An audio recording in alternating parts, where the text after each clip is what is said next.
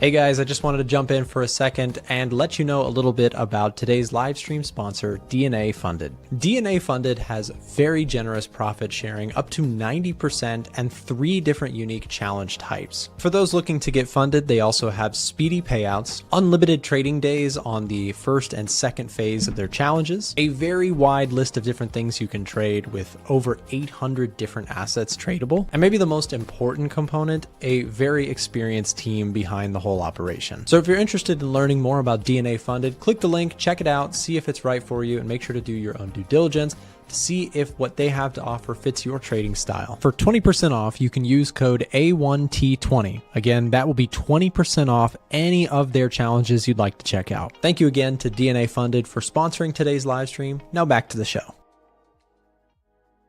All right, everybody, good morning. Welcome back to another live stream. Big day today. We, of course, have the part 2 to the inflation stats that we're getting this week with the producer price index coming out in just about 10 minutes. Hope everyone is doing well, and welcome to all of the people who joined our Telegram channel. We had a ton of people join us in the free room yesterday.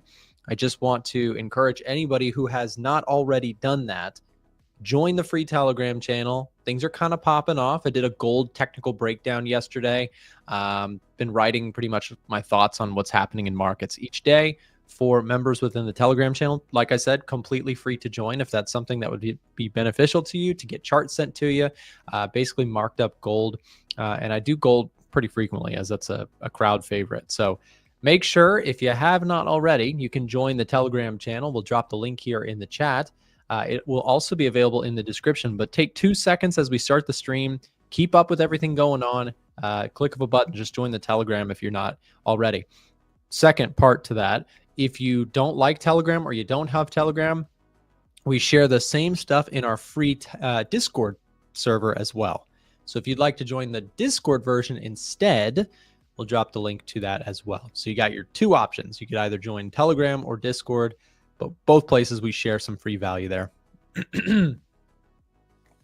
So what's the point of having the A1 channel or stream on that if you have, so the A1 channel has a different set of stuff. So basically the A1 trading YouTube channel essentially operates as it's like a backlog or a storage spot for all of our best moments on live streams, right? So my videos and stuff are obviously just like focused around my commentary, but the A1 Trading Show has many different guests, and the A1 Trading YouTube channel has clips from different guests and people who've come on, sometimes me, many times other people as well. So the 2 channels offer similar but different opportunities. So if you're someone who's like, I love hearing Miko and Marco who are on today, or you also want to hear from Chris Pulver, things like that. We show highlight clips from the stream, like key moments, on the A1 Trading YouTube channel. So again, make sure to subscribe to both if you want all of that content. Let's see what we got here going on, guys. I'm watching oil today. Oil's down a good bit. You've got stocks lower here. Is anybody watching the UNH story here this morning? United Healthcare. United Health is a ginormous company, and it is just getting absolutely cratered here. Take a look. We went from, well, let's go to the highs, right? So the highs, we were at $626 a share. We're looking at a stock price that's going to open up down to 286 this morning. And that is a 54% drop from the highs, guys. Stock has absolutely gotten killed here recently. This is a very profitable company, but something's clearly broken. Something's not right with this one. It's a huge company to have it drop so substantially so quickly. I mean, look at this company. If I'd showed you this, you'd say, wow, that looks like a remarkable stock. And then all of a sudden, look at how quickly we fell from grace, dropping, precipitously here. NASDAQ's also down here today by about 0.67. Honestly, would love to see this one pull back a little bit more. If I take my trend lines off, we just keep this really simple, right? We have pretty much broken back into positive territory, right? So momentum is now up. Bulls, I'd say the market is back on offense. And in my opinion, pullbacks on this one, for me personally, my trading style and my approach, my outlook, I think those are opportunities where I will look for some long opportunities to try and buy the dip on this. You've got a market that is excited now about trade deals. We went from being terrified about no trade deals to now excited for the next potential trade deals to pop out. So market went from super defense to now what it seems like more on the offense. And so to me, I like buying indices, especially when they're on offense, right? It's much harder to buy them when they're on defense, when they're moving lower and trending lower, right? So I bought a collection of stocks over the last few months, and those stock holdings are doing quite well. But I don't have any NAS like short-term trades with a stop loss on them, and I would like to be long. So here's the thing, though. I've got to wait for this market to come to me. Let me give you an example really quick with gold. For so long, gold just looked like it was never going to give anybody a pullback. And now here's the pullback, and you can see how quickly, when these things are ready, they do in fact pull back. Like gold, if you had tried to time the top, maybe someone out there got really good with the timing on this one, but most people really struggled to call a top on gold. Most people who tried to do that ended up probably losing money. Now you've got a scenario where you had that kind of flicker into the 3,500 range for gold, and then we failed out quickly, double topped at that close level, and now it does look like we've got what seems to be a solid downward move happening. And I put out on my Telegram post, like I said earlier, make sure, if you have not already, join the Telegram channel. It's completely free. But I shared a technical breakdown, pretty technical focused post on gold yesterday, pointing out 3 major things that I found that I think we could just recap really quick together on the stream here. So we're going to have our gold chart here. There's going to be one piece of information. I need to have my moving averages here. So, okay, let's talk gold technicals for just a second. And I'm going to give you my bear case for gold. Now, again, you guys know I love gold long-term. Like I'm always longer term, I'm always bullish gold. I want to, buy it if it keeps going lower. If it hits that 200-day moving average, I will be loading up on some long-term holds on gold. But let's get into it. So step 1, technicals here. Here's the challenge for the bulls out there. Here's the problems. Okay. Technicals are fascinating. Let's go through them together. By the way, just before I get into this, we'll drop the link here to the Telegram channel to join completely for free. Take a second. If you're not in there, I'm posting these things. I'm putting a lot of work into each one each day. So make sure to come join us in there. So number 1, it appears we're going to close for the first time, and foreshadowing here, we did actually close for the first time under 3,200 an ounce. This suggests we may be trending down. Why? Well, if we look at structure, right, this was that 3,200 level. We closed underneath it for the first time in a while. The last couple times we've come to this level, we paused and then rallied. We paused and then rallied. We paused, tried to rally, and failed. So that suggests a character shift in the price of gold here, at least recently. So that's step 1. Step 2, right? Step 2, or part 2 to our analysis here, is a key trend line above the current price has been broken, right? That's this one here, right? This one right here has broken. And a longer term trend line on gold suggests that there still remains a good distance below current price. A retest could lead to further downside. This trend line right here, right? See this one? So when we look at the above trend line, we failed, and the below one still has room to come down to. So that's number 2 of why I think technicals lean bearish in the short run. And number 3 is that the 200-day moving average is still a long shot away. The 200-day moving average may be acting as a magnet and could suggest a larger decline on the daily chart. I highlighted that I think technicals for gold are bearish, fundamentals are mixed. So where does that leave us? Am I shorting gold? No, I'm not shorting gold. I don't have a trade on gold, and I'm not willing to short gold. I'm just telling you that the technicals here look seriously broken compared to what they were. Over here, it was like you could not mess up longs. Now you're getting to a point where that smooth sailing uptrend seems to be challenged. I'm curious what you guys' thoughts are on that as well, but let me just kind of highlight that again, the 200-day moving average is the yellow line, guys. So typically, when you have something in a monster uptrend, even in longer term uptrends like gold has been, it's very normal to get retests of the 200-day moving average, right? in strong upward trends. Here was a retest, here was a retest. You can kind of see that that acts like a long-term magnet. And we have been on gold very stretched for a very long time. Take a look at what happened over in 2020 when we had that parabolic moonshot to gold. What happened next? Well, gold price came all the way back down, and it was a pretty good size decline. That is a move here of 13% down to get back just to the 200-day moving average, which is simply what many traders longer term would call kind of the fair value level. So if we're talking fair value on gold, it's a 20% decline from the highs. So this is where you can acknowledge, even if you're longer term bullish. Let me not miss the news. Sorry, guys. We got 15 seconds to go. I'll come back to this gold thought because it is, in my opinion, an interesting one. Breaking news.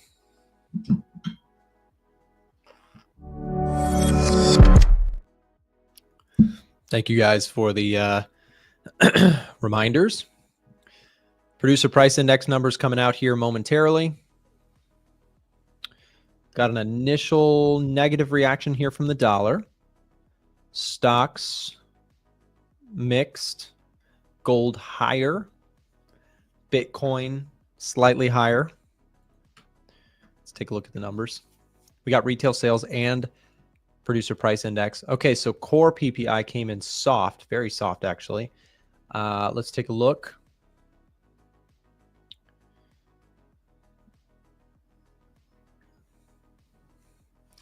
Core retail sales also came in soft.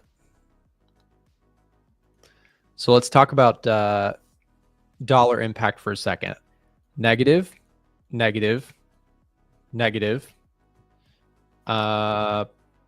positive. Unemployment claims also coming in. Man, I didn't realize we had so many things. I didn't piece this together.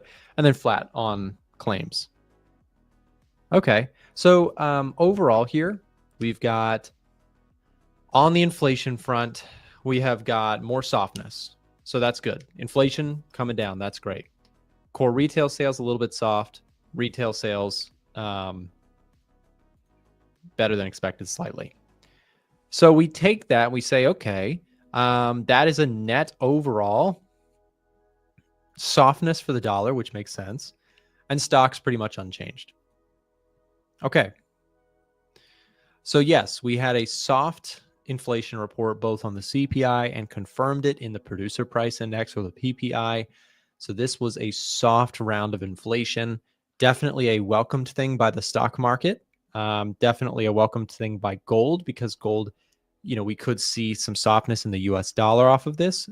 The basic idea being that rate cuts might be more likely. That could be bullish for gold. But let's go back to our bigger picture discussion we were having about gold here. I discussed that I think we may be in the midst of seeing a larger correction.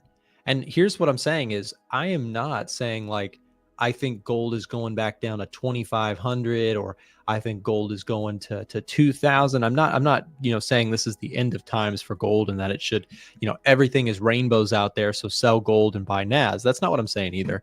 I'm just saying that, okay, we have been very stretched from this 200-day moving average or quote unquote, our fair value, right? Which we're using as a moving average.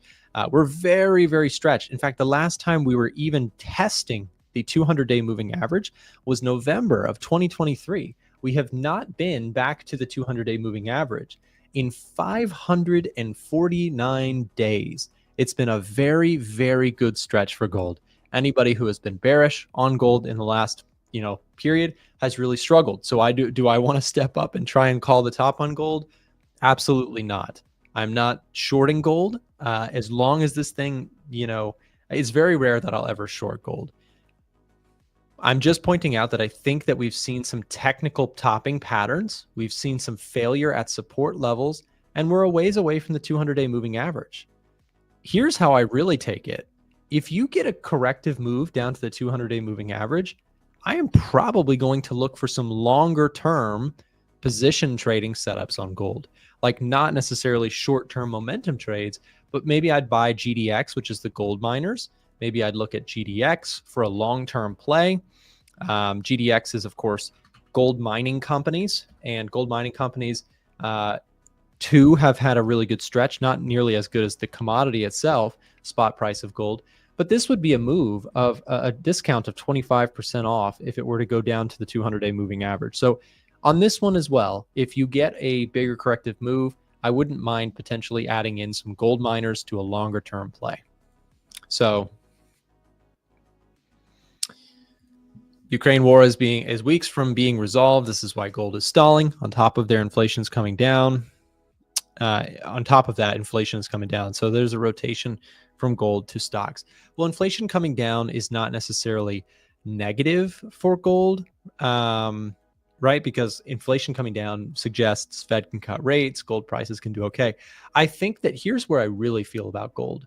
I think that gold, if we're talking right now stocks versus gold, the story has been gold has been the clear winner for some time. And I think that we are in the rotation, as you've discussed, this person who commented that we may be seeing a bit of a rotation back into risk assets, stocks, Bitcoin, etc. I think that's a fair analysis because, again, we're seeing trade deals that seem to be on the precipice of happening. We're seeing Ukraine and Russia potentially bringing that war to a close, which is a negative catalyst for gold and a positive one for humanity in general.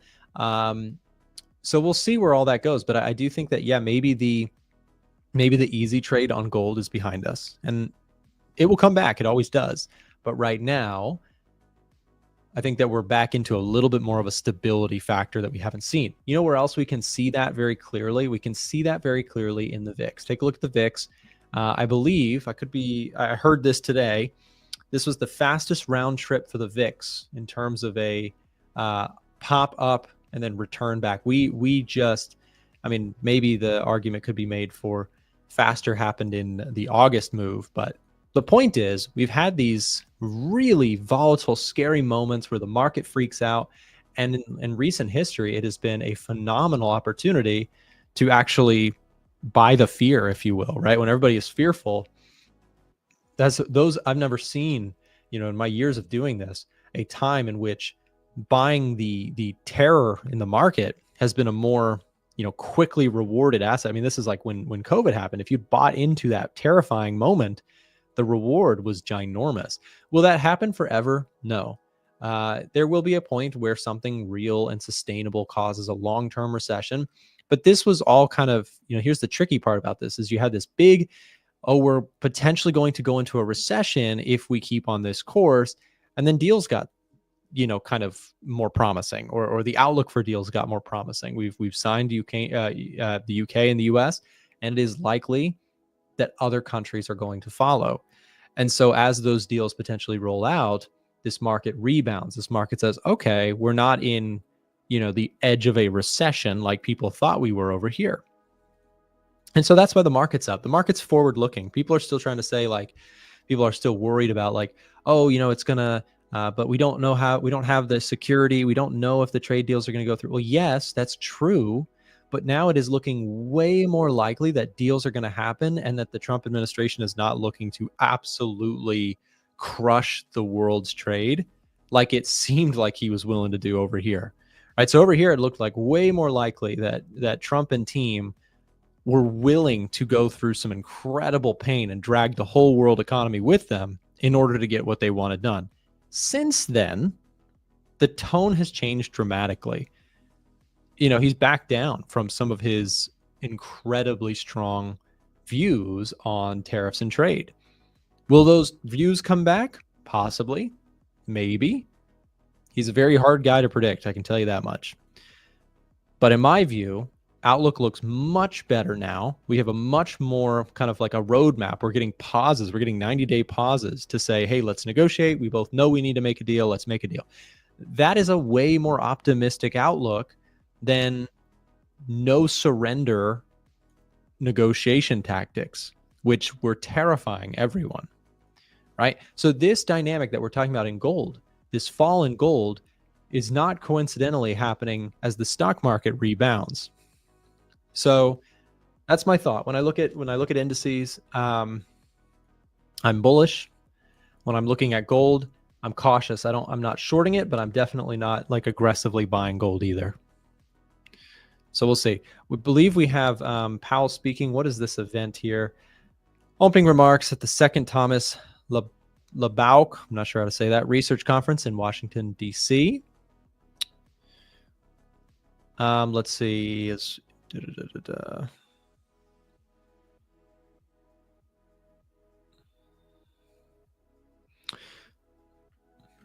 So we'll see. I don't know if I'm going to watch it or not. I probably should.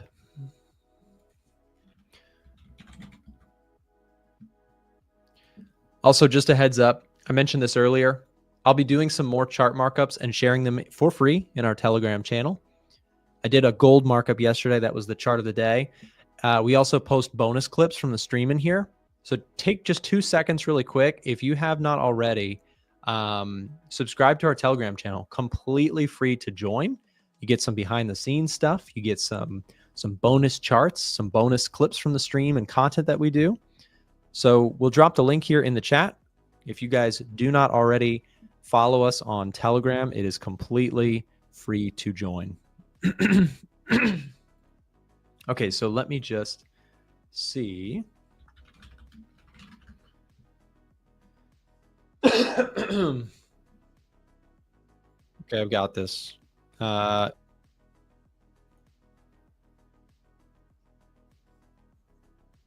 bringing it up, guys. Hold on. I know you can't hear it. Give me a second.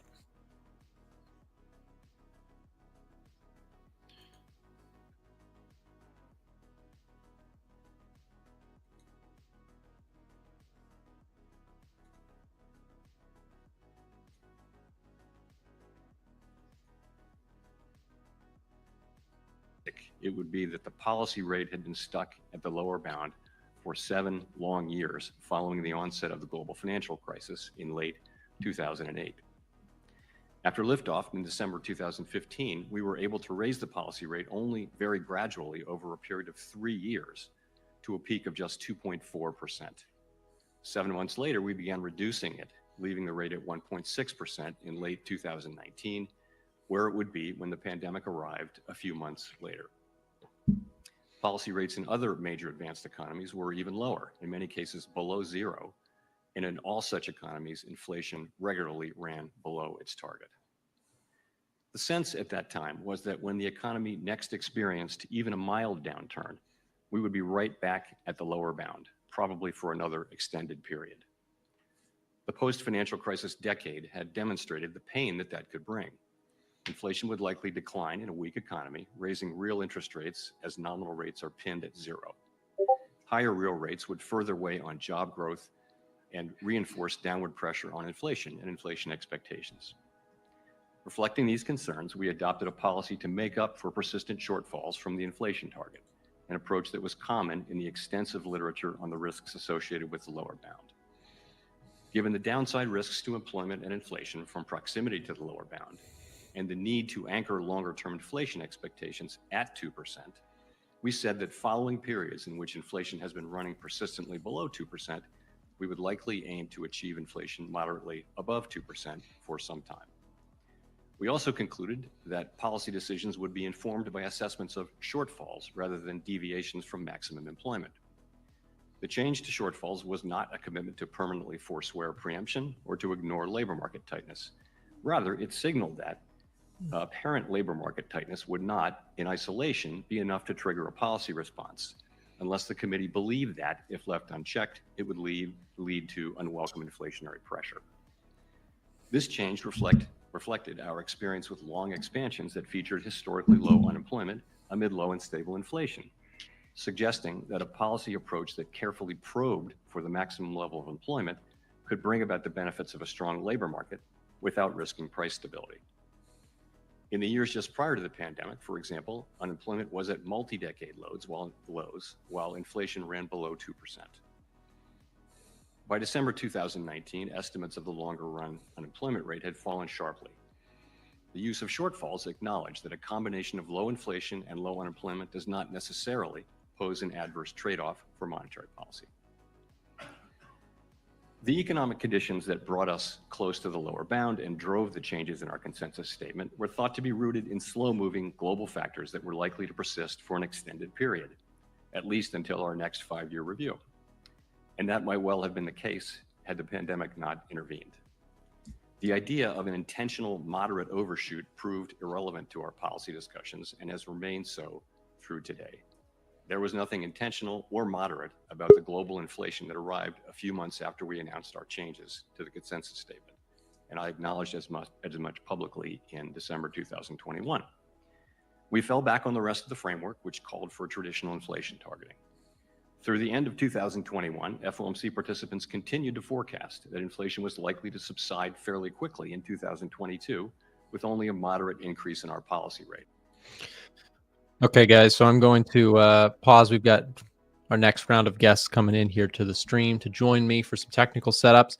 I also do want to mention that seems like Powell's a little bit more fixated on, or at least today, he's doing more of a history lesson on monetary policy, which, while very interesting in terms of market commentary for today's live stream, we'll push on and keep an eye on that. If anybody finds some stories that are really interesting or updates from that, please feel free to share in the live stream chat. Real quick, we're going to take a break, thank a sponsor, and then up next, we got Miko and Marco joining me for Technical Thursdays, where we talk about trade setups that we are currently in or watching at this time. Stay tuned.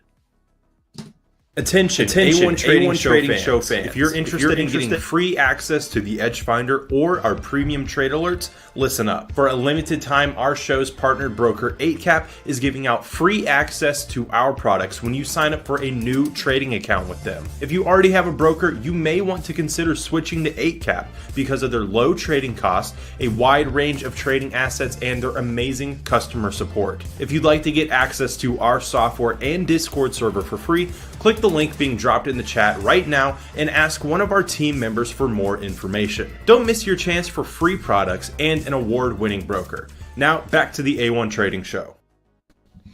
All right, we're back with Miko and Marco. Hey guys, how you doing? What's up? Hello. Good to have you back on the show. We do this every week. We take a few minutes to go through some setups, ideas, things that we're watching in markets, and it has been nothing short of entertaining this last 6 months period or so. It's been a very volatile market out there. And with that said, typically the way we start these streams is, or these segments, is we go through kind of our chart of the day each. So Marco, if you want to jump in, what's your chart of the day? What are you watching? Like that. Yeah, so for me, I'm watching for possible short-term sell setups on the JPY pairs. Let's say the Aussie Japanese yen and the New Zealand Japanese yen. So especially the New Zealand Japanese yen is melting down quite nicely in the short term on this 1 hour chart. So I know the bias, the fundamental bias is very bullish, but if I can get some short term plays, I'm definitely looking for that because we're melting down with some nice bearish momentum. So I would like to get in on that action. Other than that, I'm just watching the big players. I'm watching the big guys to give me a pullback. That means the NASDAQ and possibly Bitcoin. So I have some alerts set. Definitely looking for buy setups. So possibly on the NASDAQ on this level. And on Bitcoin, it is going to be probably this level right here, or maybe this one. I still haven't decided. Mm-hmm. But unfortunately, the last few days have been kind of range bound, especially for Bitcoin. For the NASDAQ, we have paused in the last 2 days. So if we can get that correction, it would be nice. If we just go to the all-time highs, I wouldn't really like to see that because then I would miss an entry. It's kind of tough to get an entry if we just continue doing this with minimal pullbacks. So hopefully we get some sort of a retrace. Bitcoin does look to be pausing a little bit. So if it can go down just a little bit further, I'll look for buy setups. So yeah, short-term sells on AJ and NJ and long-term buys on Bitcoin and the NASDAQ. That's the game plan for today and this week, to be honest. Very nice. Yeah, no, that's the story of my life with indices is they move they trend really well. And this, I don't know if it, is something you guys have noticed, but I've noticed a lot of times like the Japanese yen currency pairs, they sort of do this too, where when they're trending, they trend just very, very persistently in one direction. It can be really frustrating when you're like, okay, let's say I'm bullish over here and there was never this move to get in, or there was never this move to get in. It's very frustrating because they just kind of, indices have a tendency to trade in a similar fashion, I feel, to the Japanese yen, where a lot of times when they're making their moves, it's like there's very minimal opportunities to join these moves. They just kind of go and go and go when they're ready. So obviously that's not always how they move, but that's what can be frustrating with any chart, is when it just kind of runs without you. Miko, same question to you. Chart of the day. What are you watching? Yeah, so I think gold has come into an interesting location for some longs. I'm keeping a close eye because we have come into a level which I've been looking at for at least a week now, which is the past high here at 31.50 roughly. And I'm looking to see potentially if there could be some upside from here. Now, of course, gold's been pretty bearish over the past few days. We've seen a pretty impressive swing to the downside, but we'll come into an area where potentially we could be seeing a bit of a bounce. Now, I'm not too sure if this is a bounce that's going to take us back to the all-time highs and see us soaring again, or maybe will it just be a retracement? Maybe we put another high in and we come down. But I think in terms of just where we're trading, in terms of the market's already seen a pretty nice bearish move, which makes us a little bit stretched. I feel like price coming into this high, really nice strong high, which price did break through quite well without the retest. So this is the first time coming back into the level. I do think this is a sensible place for a buy, and I'm going to see if we can have potentially a bit of a rally, and it will be a type of trade where I kind of just let price do its thing, not necessarily have a target for the trade, but who knows, maybe momentum picks up very, very well and potentially could be a big move. But I like the area. I'm kind of waiting for momentum to properly shift. We had a very bearish candle early morning, so I'm looking to see if we can kind of engulf that, and that could be a nice entry. But I like the area we're trading at, and I'm seeing if gold potentially could have a bit of a bounce. Cool. Yeah, and I want to follow up with you on the gold idea too, because the way I see gold right now is I'm pretty neutral on it. I don't really have a strong, I'm not short, I'm not long, I'm just very neutral on it. The way I see it too is that, okay, if we are, so we've been in this very, very impressive bull run for gold. In fact, earlier on the stream, I was discussing that we have actually not seen a retest of the 200-day moving average for a total of like 550 days, which is an incredibly long period of time to not even test the 200-day moving average. However, we don't necessarily have to go back and test it. We actually, I think where you've identified with your technicals there on the 4-hour chart, I've got that level drawn too. This level is a decision point to where we may be seeing another one of these. There's no rule in markets that says we can't just settle for a, retest of, the 50, the 100-day moving average and just kind of continue onwards. In fact, typically when you do get like the really insanely impressive rallies of history, I'm going back to like 2011, this was like one of the best. Here's an example of one where, well, it was 1,000 days before we retested the 200-day moving average again. So the point is, and it narrowly missed it right here, but the point is, just when you think gold is like, okay, it's got to be done here, we could very well see just another one of these, right? We're getting these mini pullbacks within the context of that dominant upward trend. So I actually think that gold is at a decision point. I think that if we're looking at this just from a daily moving average, perspective, not that this is like my end all be all, moving averages are just something I consider. I just think that there's a possibility that we're now in another one of these phases. And this is, to your point, a decision point for gold. If we fail here, yes, we may actually be headed back down to finalize that kind of long-term upward thrust that we've seen on gold, this really impressive move. So we may be in one of those two scenarios. If you're right about gold, if we are actually nearing a low here, again, we could see another 1,000-day run on gold, and this could just be yet again another really great opportunity to buy the pullback. Personally, fundamentally, what I look at, I'm very neutral on gold. I don't have a long bias or a short bias, but great that you kind of spotted that same technical key level. And cool to see that it's your chart of the day. Miko, I want to come back to you really quick because Marco made some interesting points about yen pairs moving really decisively lower right now. Do you have a bias on those pairs at this time? Are you watching any yen crosses? Yeah, I've been watching a few of them. I was looking for some shorts on pound yen coming into the week, but we had a really bullish start to the week and price managed to close above some resistance here, which completely invalidates that bias for me. So I'm actually in the process of shifting my bias on the higher time frame, primarily the daily chart, from bearish to actually bullish now. So pairs like pound yen, I feel like there's more upside. I'm not overly excited about where we're trading, so I'm not necessarily looking to buy it, but I'm no longer looking to sell it. I like New Zealand yen. We've created new highs with that one. If that one can potentially come a little bit further down, I would be interested in potentially picking this one long as well. Kind of like a inverse head and shoulder pattern, left head, and then kind of looking for that right shoulder for the continuation. Aussie yen, I feel like, is in a similar boat to this one as well. Also come back into some nice resistance. I don't really want to be buying it now, but let's say if we can come a little bit further to the downside into a level like this, 92, that does interest me for some upside as well. Again, similar to that inverse head and shoulder pattern. So yeah, I've been pretty bearish with the yen, but it looks like things have shifted. So I'm kind of no longer looking to short right now. And if I can see some low prices, that will definitely invite me to some longs.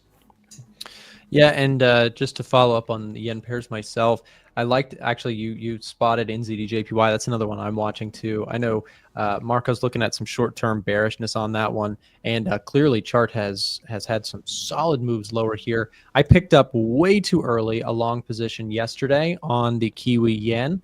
Very small position, but I'm using a bit more of a dollar cost averaging approach and may actually look to scale into this trade at some of those levels you actually marked out, Miko. So I'm looking at this 85.8 region. It's a possible area to add slightly to my trade, and then 84.5 as well. I use a slightly different approach to trading currencies than I do trading indices and commodities. When I'm trading indices and commodities, I'm more looking to tight stop and trail it. And then with currencies, I'm a little bit more longer term in nature, big picture macro, and kind of scaling in, scaling out to trade. So I'm watching Kiwi yen. I do think that longer term, we may still be in the process of doing that inverted head and shoulders as you just discussed. But to Marco's point, I thought we would have held this support level. Once we broke that, we may be seeing a retest down to this 84 level. This is a good example also, just real quick, of how people who have, like let's say some of us are bullish and some of us are bearish on the same chart. It is possible that both the bull and the bear make money in the end. Like with my approach, like if I buy here and then I buy here and then I buy here, each one is a small position. That leaves downside in the short run to capitalize on. And then maybe long term we rebound. We could theoretically both make money. So just something to think about is like different styles, different time frames all play into a role. The only people who, the old expression is bulls make money, bears make money, pigs get slaughtered. So, and pigs typically, I find that to be a good nickname for people who are basically like gambling their account, like super high risk, trying to go all in on this move. It's got to be down by the end of the day or my account's blown up. So none of that here. But anyways, Marco, what else are you watching? We've talked a little bit of yen crosses. We've talked gold. What do you think about the dollar right now? This is an interesting development recently. But before that, I wanted to touch on swaps. So what do you guys think of swaps, and does it play a part in your trading? Because I know USD JPY longs are now swap city. So if you can go long on that currency pair for, let's say, a month and have it just go up a little bit, you can collect some nice swaps. Do you guys take that into account? I definitely do. Miko, what about you? No, not really, to be honest. Swaps they do add up in the long run. But again, I'm primarily looking for bigger moves in the market, higher risk reward opportunities. So swaps, although they can eat against some of my profits, I just charge it to the game really. So if there's a good opportunity, if I'm paying negative swaps, I'll still go for it. Maybe if the market's very choppy, maybe I wouldn't, because I understand that I might be potentially in the trade longer than I want to be. But my focus is always the setup. Yeah, and Marco, just to follow up on that, I had to actually correct something that I had wrong too about yen trading in general. So I've discussed in the past that I do like the opportunity with something like FXY because this is an ETF, right? That I can trade Japanese yen on. And after doing some research together on stream, we actually found out that basically the carry trade is kind of considered in the pricing of this instrument. So even if you don't get charged a daily swap by holding this ETF long, which is a yen long position, it still counts against you. So that carry does not go away, even if you try and escape it through options or ETFs or futures contracts. It is still present in the valuation of the yen. So just something to add some context. It is part of the interest rate differential is the fact that you can't escape it, right? So with Miko's response, I think that's totally valid. It also depends on who you're asking, because if you're like talking about me, if I'm talking about holding a position for 3 months, that swap could be very, very expensive. So it depends what your hold time is. With currencies, I am typically a little bit more longer term in nature. So with Kiwi yen, the swaps are very positive. But to Miko's point, if you're trading for the swaps, that's a dangerous approach too, because swaps, like if you're trying to capture the positive swaps, that can turn really sour, because who cares if you collect positive swaps if you're on the wrong side of this move, right? You could collect positive swaps and it's barely putting a dent into this damage, and vice versa. If you're right, sure, you have to pay swaps, but if you're right, you made way more than the swaps cost you. So, give and take, and each trader, if you trade FX, should consider these things based on their own kind of strategies and approaches. Yeah, I found I do have a bit of a bias for going long on, let's say, NZD-JPY or USD-JPY for a longer term trade, because the interest rate difference is quite big. So you do get paid a little bit of swaps, but when you put it down on a piece of paper, it's not that much as people think. It's actually quite little. So yeah.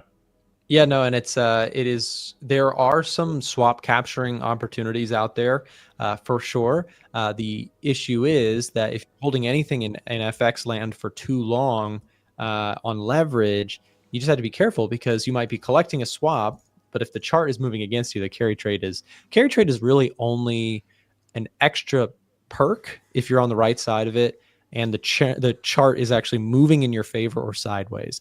But if it's moving against you, it is pretty much a waste of time to try and capture the carry trade in a risk-off environment. Typically, risk-on environments are going to favor the carry trade. Risk-off environments are going to hurt, because you're on the wrong side most of the time. Because if you're long, if you're short Swiss franc, short yen, anything that offers that positive carry, usually it hurts. People are unwinding that trade, and you're on the long side of it. So, but yeah. Anyways, back to the U.S. dollar for a second.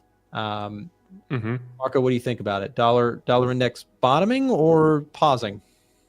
So for the DXY, I would say that the buyers are taking a little bit of control right here, but the selling pressure is still very prominent. So what is helping the US dollar is all of these trade deals that are being done, possibly some future trade deals. We still have a lot of countries that haven't had a deal with the US yet. So if the deals start coming through, I do think we're going to see more upside for the dollar. For now, I'm not sure. I couldn't really give you a bias, to be honest, because the sellers were in major control right here. Now the buyers stepped in a little bit, but there still hasn't been that decisive move to the upside. There still hasn't been that massive bullish pressure. You could possibly try to draw a trend line like this. But for me, this is kind of in no man's land, in my opinion. So I think the JPY pairs actually look more exciting than the dollar pairs right now. And also the indices and crypto looks more exciting as well. Yeah, fair enough. I'm also a bit neutral on dollar index, but I'm curious, Miko, you were bearish for some time. Are you still feeling bearish on the dollar? Is this an opportunity that you're watching? What do you think on it? Yeah, so with the dollar, I'm still long-term looking for a lot more downside, but I do think over the short term, maybe next few days or week or two maybe, I do feel like we can see some upside. It looks like things are shifting a little bit. Like Marco said, we saw a lot of selling pressure, but that looks to be not as present anymore, and potentially we're seeing some bullish momentum now. But on the higher time frames, I do think this bearish leg still has a bit more meat to it. But I do want to see us kind of come back to some higher prices so I can sell it again. Because looking to the left, primarily this is kind of strong levels of support. So even if I do expect the market to fall from now, it's just not a very inviting place for me to position myself short for it.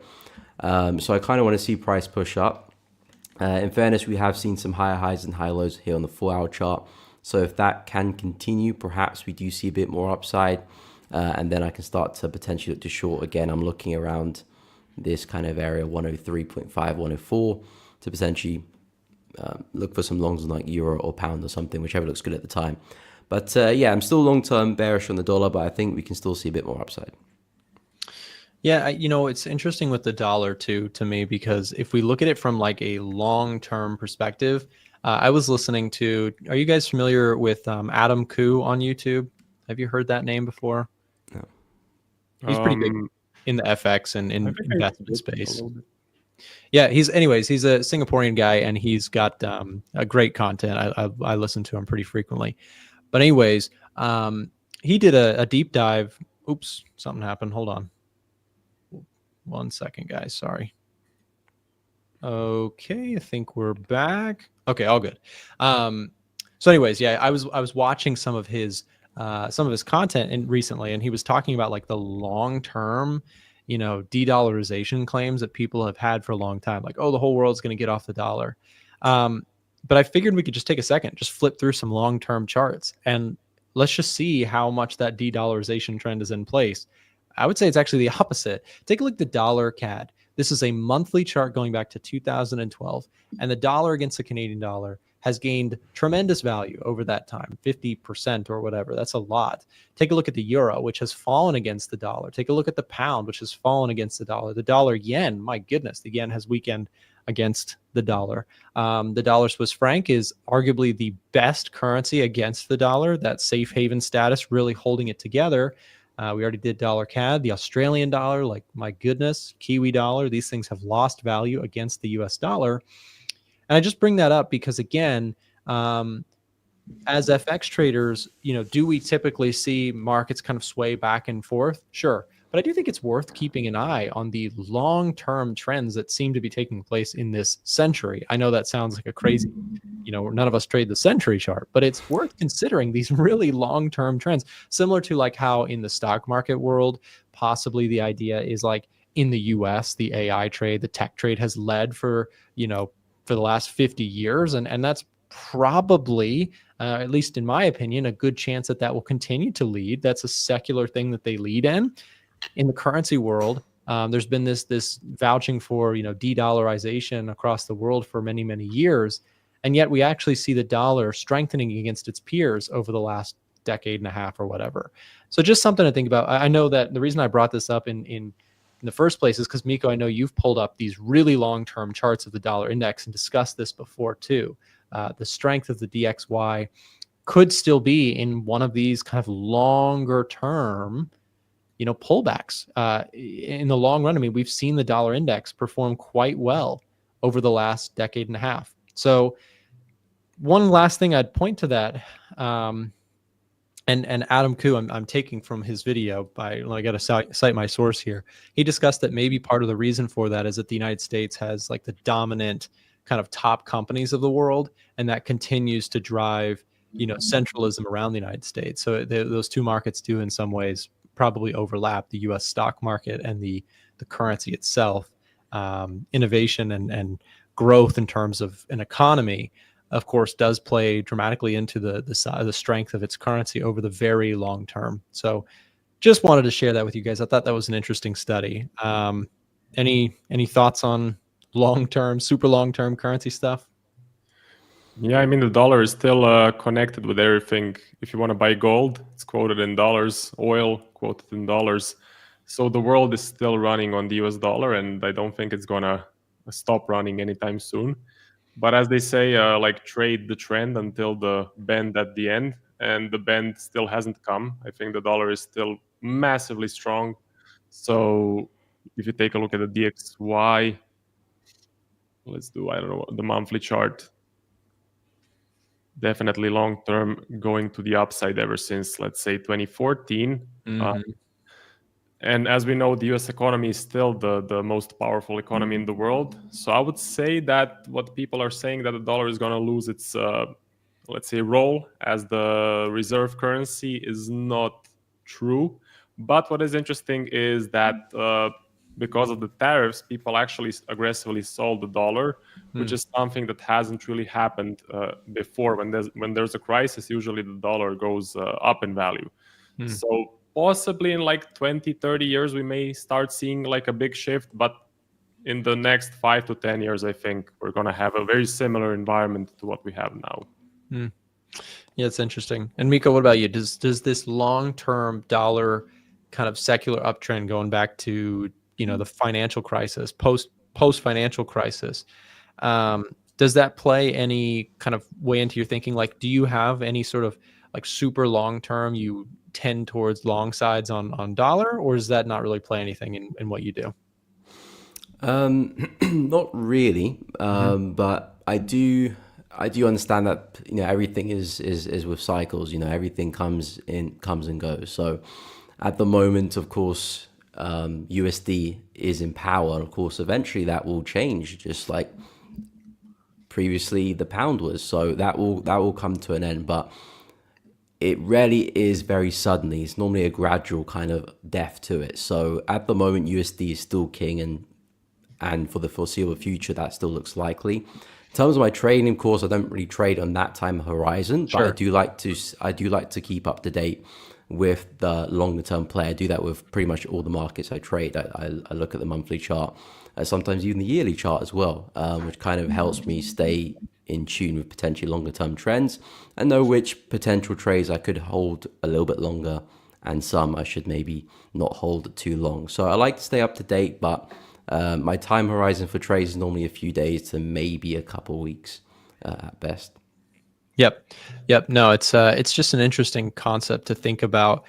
There's a whole nother conversation that I find really interesting that I don't want to go too far into, but like the idea of international traders who, move their money into different currencies. Like, it makes a big deal for US traders. We're a little bit more naive to that way of thinking because our markets are here, and a lot of, other places want in on, US markets, or I imagine the same thing happens in like German markets or UK markets. Like, many other places want access to those things. So there's like the demand for those currencies, right? Euro and pound and US.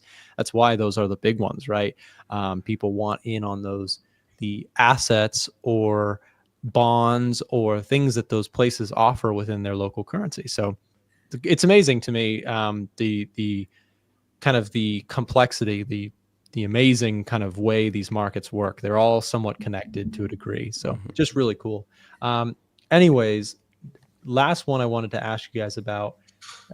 Marco already shared his thoughts on Bitcoin, but we haven't been doing Bitcoin as we've been dropping the ball on our consistency here. So Miko, what are your thoughts on crypto right now? Bitcoin, Ethereum, anything you want to look at? I'm just curious. Is crypto, we thought this year was going to be the big year for crypto. And I think we pulled forward a lot of that positive expectancy before, the arrival of the current administration, because people thought they would be super pro crypto. And now we've kind of entered into a longer term sideways market. I know also you do take a look at Bitcoin when you discuss it at a longer term basis as well. So I'm curious your thoughts. What does crypto look like here? Any chart you'd like to look at? Yeah, so I'm still very much bullish on cryptocurrency. I do think here to stay. I think potentially that could really be integrated into the way we use currencies. So I'm very much bullish. At the moment, Bitcoin is still very bullish as well. Not really setting the world alight with momentum, which I feel like is always an important thing with Bitcoin. When we get going, we really get going. We've seen some nice upside there, pauses, some nice upside there, pauses. So I do worry as we get closer to resistance, do we start to struggle, and maybe do we form like a big consolidation? potentially. But as a whole, the market trend is still up, momentum's still up, so I do like it. And of course, if Bitcoin is up, it does kind of bleed into other smaller cryptocurrencies as well. Ethereum was very bullish the past few days, had a very kind of weird just sudden boom to the upside. So that's becoming a little bit more interesting. I want to see more of this. I don't want to see a situation where Ethereum just kind of comes back to square one again. And it's like, we might go for another big bearish cycle. So if more of that can come in, Ethereum could look interesting. Looked at some other smaller cryptocurrencies. XRP has seen some upside. XLM as well. Nothing too crazy though. And I feel like Bitcoin is the big kid on the block. And as long as that stays bullish, I feel like it would drag other cryptocurrencies as well with it. But we need to see some real strong momentum. Something breaking the highs, really inviting that bullishness in crypto. But yeah, Bitcoin is bullish. I feel like we're going to push to new highs, but I wonder if we're really going to get going or maybe just fall into a bit of a range. Yeah, no, it is an interesting one just to keep an eye on. I think it's like the quintessential risk on, risk off thing to consider. I also love pulling up this chart. I know we've shown you guys this one before, but I just like keeping an eye on the Bitcoin to gold ratio chart that we put together in the Edge Finder. Nothing fancy. It just divides the price of Bitcoin by the price of gold. And actually, interestingly, this left-hand side legend tells you how many ounces of gold it would take to get one Bitcoin. That's another way of reading this chart. So what we can see here is that the value to get a Bitcoin was at 1.36 ounces of gold. And this is a great way to kind of remove the US dollar from this component, right? That's what we're doing here, removing US dollars and just saying ounces of gold versus Bitcoins, right? So anyways, we've seen a really strong rebound in that demand or that risk on kind of change in nature. That could suggest, in my view, that pretty much anytime you're above this, people are feeling a little bit more, they have more risk appetite. Maybe cryptocurrency is more in favor and vice versa. So anyways, great stuff, guys. Great conversation as always. Appreciate both of you for your time today. We'll drop the links here in the chat. Actually, we did earlier, but maybe we could do that one more time. Sorry, Chandler. We'll drop the links to both Miko and Marco's YouTube channel. If you guys would like to find them on social media, you can search up their names, Miko Audu or Marco's Trading Journey on YouTube. If you're watching on a television, you'd like to find them there, which actually I found out like 10% of our audience is watching from a television right now on average, which is really interesting. So if you're watching on TV, shout out TV people. You probably can't comment because it's really hard to comment, but we appreciate you nonetheless. Anyways, guys, thank you very much for coming on to the show today, and we will see you next week. Thank you. See you. See you guys. Bye.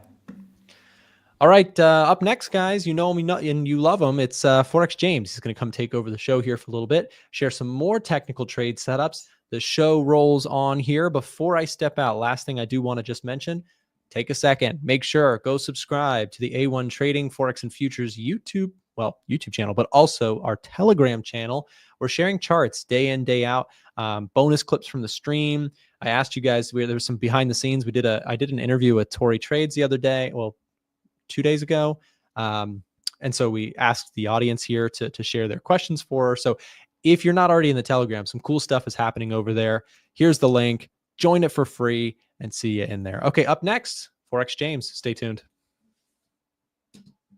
We often get asked by our US viewers, how do you guys trade gold and indices on a regulated broker? To trade gold, indices, and more, we trade using Webull. And for US citizens watching now, for a limited time, you can get free stocks if you use our promo link that can be found in the description or dropped in the live chat right now. Webull is our top pick and personal choice when selecting a broker here in the United States for stocks, indices, and commodity trading specifically. Get your free stocks now by clicking the link and signing up using the instructions found there. Now, back to the show. Hello. How is everyone doing? Happy Thursday. Hope you're all good. Not really anything interesting from the news. We had a slight downturn in PPI. Retail sales, actually, let me just pull it on here. Retail sales month on month, also a slight downturn to 0.1. When I say slight, I'm obviously comparing it to forecast and not from previous. If we compare from previous, yeah, definitely not great. PPI month on month also coming down to negative 0.5. Retail sales month on month, 0.1, slight increase there. Unemployment stayed the same. So yeah, not great for the dollar. If we also account for the previous was the CPI we had. So yeah, not great for my dollar long idea, but I'm not really in any position, so I'll be honest, I don't really care too much. I'm quite happy to just sit here and have a chat, and I'll recalibrate next week. Royal, hello. Ball out. Yeah, I wasn't paying attention to your messages earlier, to be quite honest. I'm halfway through watching the Rogue Trader film, and then I realized I've got to be on stream, so I paused it and came over here. So, Ball out, if you want to give me some signals, let me know. I'll have a look. Save all animals, go vegan. I did try to be vegan, but I'll be honest, couldn't vibe with it. Trade with Dr. PFX. Hello, how you doing? Gold on the move. Is gold on the move? Yeah, gold is having a bit of a recovery. To me, I can't say that gold's bullish short term until we've broken back above here. And even at that point, as I've been saying all week, I need to wait and see how the market reacts at this gap. Because we saw pretty much all the FX pairs fill the gaps and then immediately have a rebound. I mean, it's not really led into anything sustainable or anything sustained, but yeah, it'll be interesting to see how gold reacts once we get there. If everyone sees the economy doing fine, then everyone will be rich. Suppose so. I actually just cashed out my S&P investment this morning, so that should be hitting the bank account quite soon. So I'm excited about that. I'm looking forward to all the bottles of champagne and the first class flight I can purchase with that. EU to 1.19. I'm not in this position for clarity. It was one I was looking at on Sunday. It was on the watch list, but I didn't take it. I don't know. I still am bullish on the dollar. It would take a lot for me to really be bearish. Let me put this on the monthly here. So this level remains intact, really. We're still not seeing any follow through to the downside, which, yet again, it's a monthly level. I'm not going to try and argue that. Even if there is some turnaround, I'm not really going to position bearish on the dollar until we start breaking structure. So I'm kind of flat, to be honest with you. I'm still in a couple of short positions on euro dollar, DCA positions, but they're very, very small, so I'm not really that bothered about it. It's a good film. So far, it's really good. I've never heard of it, never heard of the Rogue Trader film until I watched, what's his name? Words of Wisdom. I saw the round table he had with him on, with, I can't remember his name, the trader that lost all the money. And he was saying, oh, yeah, I was in jail. I was like, what the hell? Why was he in jail? So I went and had to do a bit of research. I've got to say, actually, when you sat in a bit of drawdown or you've just had a bad trade or whatever, and you're feeling down, you're just thinking about the situation some of these people put themselves in and the amount of money that people lose. It's like, wow, you know what? It's fine. It's really no big deal. Vegan, my food is vegan, cows eat grass. I don't know. To be honest with you, I completely agree with the vegan movement. I have absolutely no issue with it. I would not sit here and clown on the ideology behind it. I think some of the things the activists do is obviously a bit extreme. Just like the stop oil people, I think that's a bit crazy, but each to their own. I'm more in the camp of I'm not bothered if someone eats meat or is vegan or whatever, but I think I will always try to get high quality food from not like battery farm chickens and stuff. I don't agree with that sort of thing. I think that's a bit, Anyway, I'm not going to go into all that. We could have I could sit here for the next hour and talk about all that stuff. Hey, James, I'm guessing live's a part of your paid membership. Yes and no. I do. I'm live 2, 3, 4 times a week on my own channel on YouTube for free. But then on Sundays, I'm live, yes, for members. And we also do webinars with my finance and economics expert on Wednesdays. Forex James, do not cash out the S&P. Nah, I'm going to be honest, Rogi. I think that's a very The S&P is great. You know, I don't have to do anything and it can just grow. You are right. But why would I have money in the S&P? I bought the dip and I have been investing a little bit here and there. You know, I've got a video on that on YouTube actually about how I was doing that. But recently I've decided, you know what, why would I have it in the S&P? It's slow, it's boring, and it limits what I can do. I've got other things I want to put money into. I like being hands-on with investments. I like to be involved, not just sit, do nothing.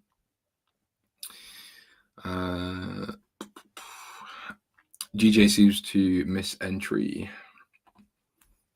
Let's have a look. You know what? GJ longs actually look quite good here. So we filled the gap, respecting previous structure. Let's just see the yen index. Let's see what's going on there. It is bullish, which I don't really like. I don't know. I'm not sure about the current entry idea, but with the dovish Bank of Japan and sort of neutral Bank of England, you might be able to get something here, just some sort of technical reaction, but I wouldn't look to hold this for too long.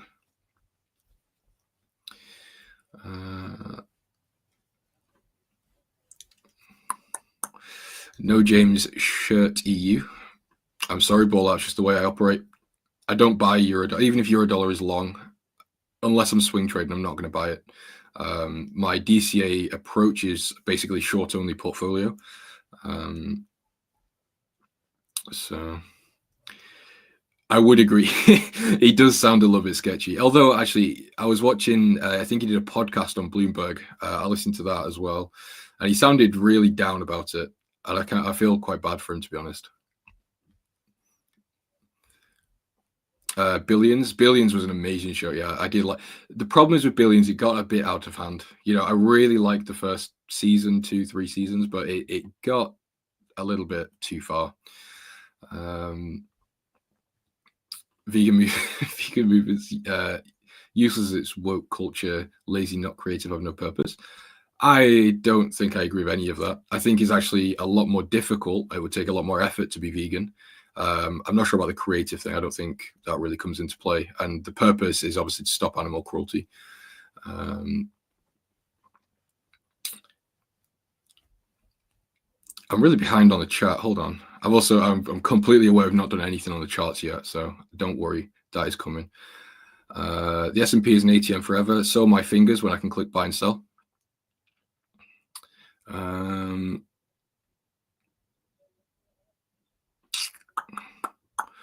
Aussie yen. Let me just pull up the Edge Finder. Hold on.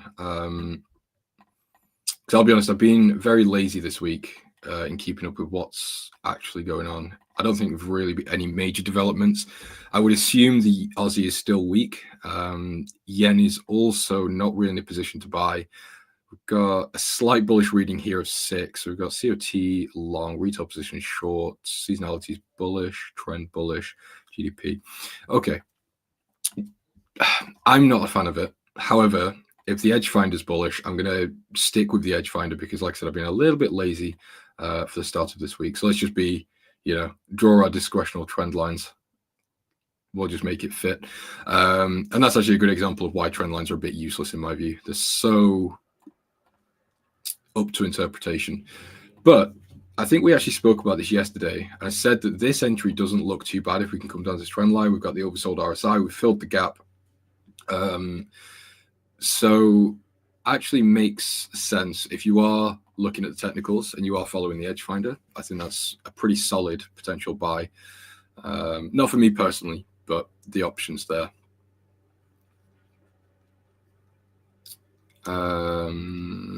Bro, is it not full risk on right now because of soft CPI? It's not really how risk on, risk off work just because of CPI. Risk on, risk off markets are more driven by what's causing general fear or optimism. So just because of CPI, PPI is not going to drive a risk on, risk off sentiment.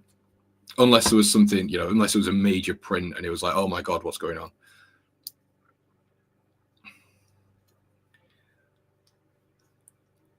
AJ monthly down to 50/60. Betterman, I think you've got a very pessimistic view on the Aussie. Is it the Aussie that you're really bearish on, or is it, I don't know, is it you that was saying that the Aussie US dollar was going down to 0.5?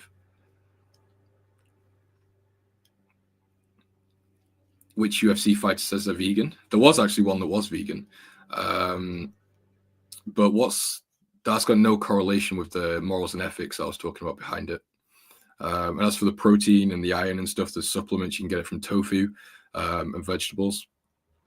It's a big, anyway, whatever. We're not going to go into that because, like I said, I could talk about that topic for a long time. All I will say, though, is I was very tempted to buy Beyond Meat a while ago, a couple of years ago. Thank God I didn't do that. Actually, what's the ticker for Beyond Meat? Because I know that their stock took a real hit. Hold on. Oh, no, mouse was lost connection. Here. So they are down. Let's just do max. 96%. Yeah, it was about 2022 that I was looking to buy. I thought we could buy this dip, and obviously I kind of agreed with the idea behind the company. I dodged a bullet there. That could have been ugly. Yeah, I don't agree with the fake meat stuff either. I think that's just as bad. It's full of chemicals. But again, there are ways to be healthy and vegan to a certain extent. Bearing in mind, just to clarify, I'm not saying we don't need meat. I think we do. I think it's reasonable to obviously have it in the diet, but I think there are obviously balanced diets and all that type of stuff.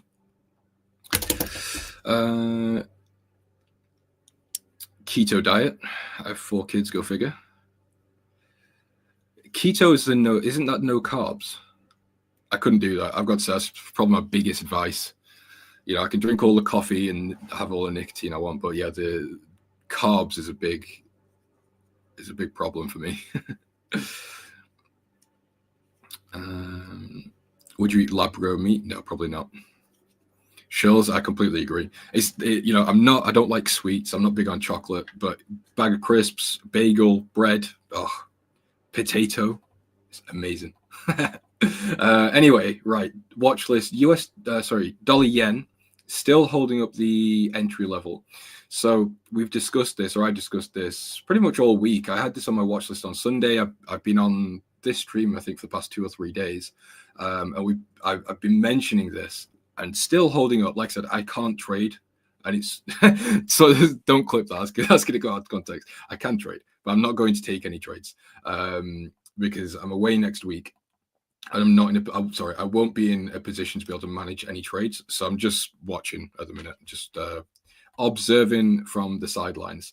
New Zealand dollar is very sad. We were also looking at this one because I've missed the entire thing. Pound dollar, I'm not really that interested. I think I did say that I'm not that bothered about pound dollar. I'd rather take euro dollar shorts. Then if we see pound dollar start to trail behind, then maybe you would go for that one. Euro pound looks like a beautiful one. We've got euro pound reading here, bearish score of 6, mean reversion market. If you watch anything that I say or any of my streams regularly, you'll know euro pound is one of my favorite markets to go short because it's pretty brain dead as long as you can manage risk and manage the sort of the fluctuations it gives. It's a very simple market to trade. Oil also still holding up the entry point. Again, didn't manage to get this one. I think Nick took this. I'm not sure. I remember Nick talking about it, and that's actually where I got the idea from. So credit to him. But I didn't manage to take it, unfortunately. Dollar Swiss, I still really like the idea of dollar Swiss longs. As I said earlier, I'm still bullish on the dollar. Maybe, and it's a big maybe, I might be getting a little bit, what's that word?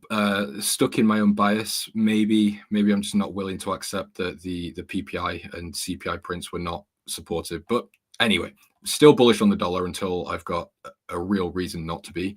I still think the Swiss can move down. I don't expect we're going to see Swiss much higher. We might stay within the range that we've got, sort of. Let me just draw up. Sort of within this range, possibly.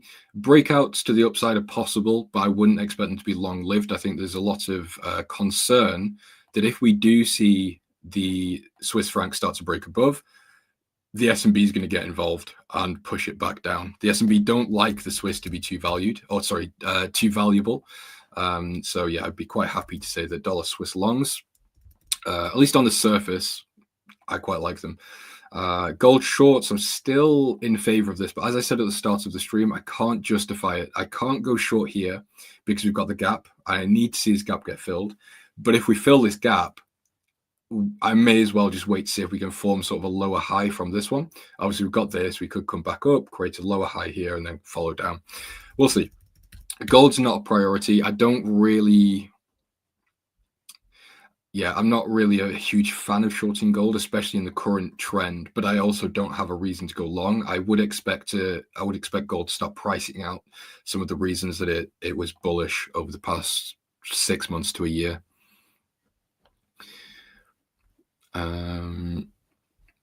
Sweet potato. You know what, Lee? I went to when I was in South Korea. They do sweet potato as like it's on what do you call it? A food market. It was really weird. They just had sweet potatoes, and I was like, you know, let's get one of those. I was expecting something magical. I'll be honest, it was really disappointing. It was just a sweet potato.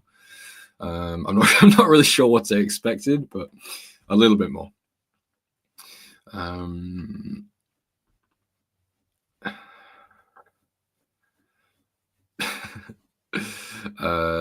Like carbs of rice, potatoes, right? Yeah, shells. I think very similar. The problem is, it's not. I'm getting on a bit now. I'm becoming an old man, so the carbs are starting to weigh on me a little bit. I'm starting to look like a bag of potatoes, but you know what? It's fine. We'll figure it out when the time comes. I like blood, and the fact I'm eating something that gave its life to feed me. It didn't give its life to feed you. Someone took its life to feed you. Unless some animal came to you and made a noble sacrifice to give you its blood. I can't agree with that. But enjoy. Like I said, I'm not here to talk ethics and morals. I'm not vegan. I do eat meat, so I'm not going to sit here and try and make anyone or try and portray that I'm morally superior. I'm definitely not. Trailed stop and closed dollar Swiss. Wait, so he trailed the stop and then closed it, or trailed stop? Anyway, I do like dollar Swiss. If it's still around these levels by maybe Friday next week when I land back in the UK, I might look to take it. But yeah, again, can't justify it right now.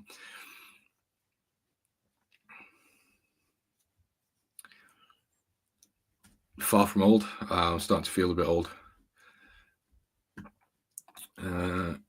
Yeah, it's sad. Although, you know, technically, like mentally, I think we're all actually about 2 years younger than we are, because, you know, when we're in isolation from the lockdown, yeah, we didn't have the chance to mentally evolve and socialize and grow. So, you know, there is that. Imagine if James added getting in the best shape of his life on top of the trading success. I probably will. I've said it before. I used to be in really good shape when I lived in London a few years ago. But I live in the middle of nowhere now. So the only thing for me to do is either trade or go for a run with cows. And to be honest, I don't like farm animals. So, but when I move, I'll probably get, you know, the Bali people, those nomads. I'll join them in those open gyms and start vlogging. And I don't know why I do that. And I'll be a proper little influencer. Anyway, US 500 or the S&P, still not giving much of an opportunity to enter. I think there's probably a chance here to get long on the retest of this minor high. That's not enough for me. But for a scalp, that probably wouldn't have been a bad area to get long. For a swing trade or even a longer term sort of intraday position, I think, yeah, I'd also have to wait for this gap. And this is the difficulty at the moment with the markets, is not necessarily with FX, because a lot of them have already filled the gaps, but with things like gold, the S&P, I think the NAS as well. Yeah, NAS. You can't take a long until you see the gap fill. And that's just my personal opinion. I don't feel comfortable. My granddad is 88 and still goes to the gym. Yeah, you know what? I do see a lot of old people in the gym. I think it's good because a lot of them actually don't look their age. I would put that down to obviously being in shape. COVID-19 never stopped me. I've always worked out. Yeah, COVID didn't really stop me from being in shape. It was more when I moved, that was the big problem.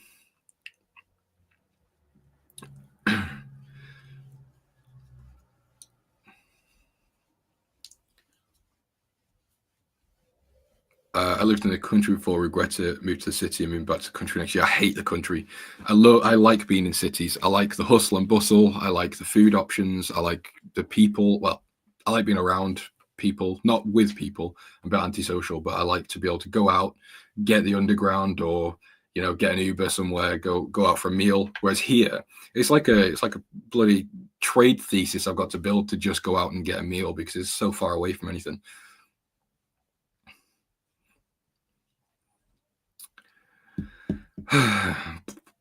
Psychological levels, including your analysis. How many out of 10? Not really. Well, kind of, yes and no. So when I build a trade thesis, it's not really technicals. I will go and look at fundamentals. So for example, AJ, if I had a reason for that, the actual the thesis behind the trade would all be fundamental. The technicals is very loose, and I don't really account for it that much. It's more just, okay, well, maybe we pull back to a nice level like this. Maybe it's 50% level. Cool. That's about it. That's as far as I go with technicals. I'm not really that interested. I think psychological levels are very important. So, for example, if I was entering, right here at 92, was about to enter at 92.623, I might actually just set a pending order at 92.5 or 92.55, for example. City of disgusting. I don't know, not for me. I really liked being in London, but I had like a thriving social life. I was earning pretty good money in London because I was doing trading, I was doing freelance and contracting work as well. So I think if you're in a city, you've got complete freedom of your time, your money's up. It's a great place to be. But I think, as I get older, yeah, probably not. I'd rather get a log cabin in the middle of nowhere with my cats and just do nothing. Just sit here and continue to short euro dollar.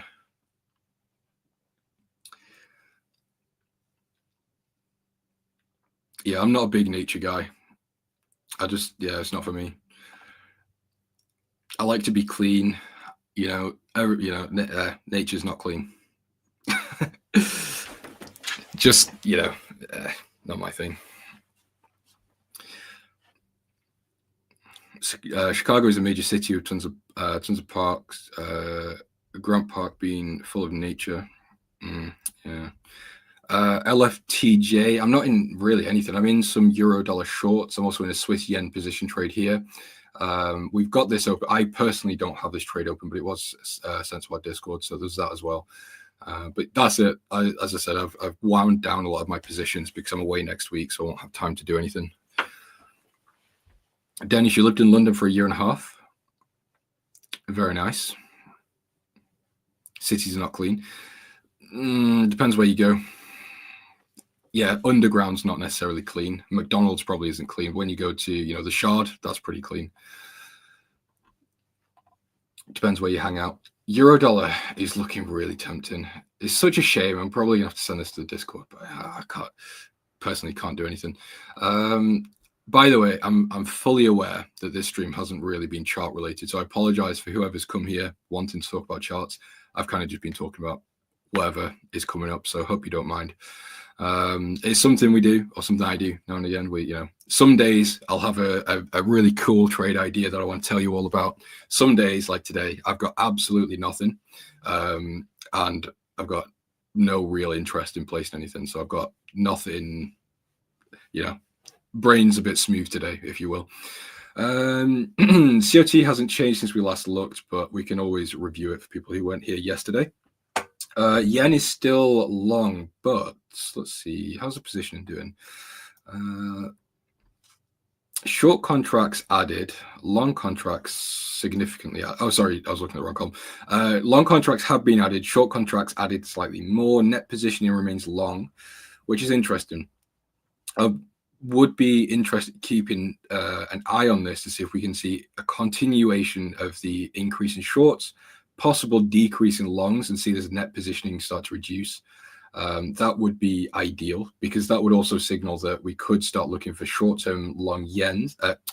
Short-term longs on the yen. I think that'd be quite nice. When I said I don't like nature, I probably worded that quite bad. I like camping and going for walks and hikes, but to live in the country, no, not for me at all. I like convenience and luxuries, I guess. When I say luxuries, I don't mean like going to Louis Vuitton. I mean just like, ordering Uber if I'm hungry at 1 a.m. I fancy a Chinese, or I fancy wonton soup, or if I'm bored, I've got nothing to do, I can go down, give my friends a call, go for a couple of cocktails or a meal. Can't do any of that here. It's a very boring place to live. When's the next big news? Good question. Let's have a look. This month, let's have a look.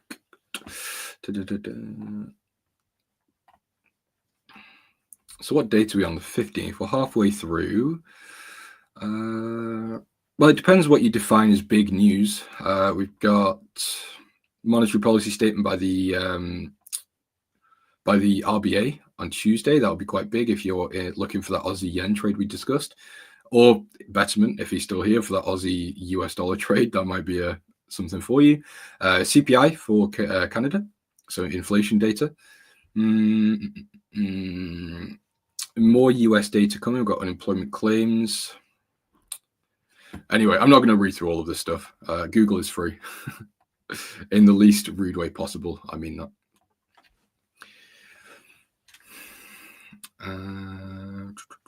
I've adopted the deer that roam the woods where I live. That's nice. I like deers. I don't know. Whatever. The RBA, yeah, it will be interesting. Russia's delegation, we are ready to discuss compromises. At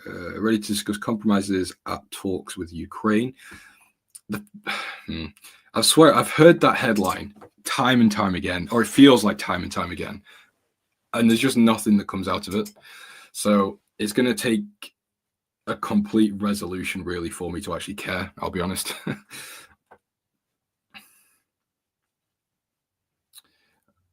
Safe haven demand might decrease. Yeah, that is true. You have a bear on the loose in Kansas. That just sounds wild to me. The most you'd see that's just roaming around in the UK is maybe a hedgehog. That's about it. We don't have bears and coyotes and all the stuff you have in America. Crazy. Rogi, yes and no. Russia, Ukraine, yes, they're not the main focus, but that's because already priced in. There's been no new developments. But if we do get a new development, we're likely going to see that get priced out. So the euro likely would do quite well. As Alan said, Swiss and yen would likely take a hit. Gold might take a hit as well. When I say a hit, it might not be a large hit. I'm not saying that we're going to see, a complete turnaround, but it'd be a factor. We once went surf camping in Cornwall in March. We almost froze at night. Cornwall's lovely. Cornwall's a really nice place. I went there a couple of years ago. Really nice seafood down there. I've got a sauna. I don't do ice baths though, no. But yeah, we've got a sauna in the outhouse. Is that the right word? The outhouse? That sounds a bit rustic.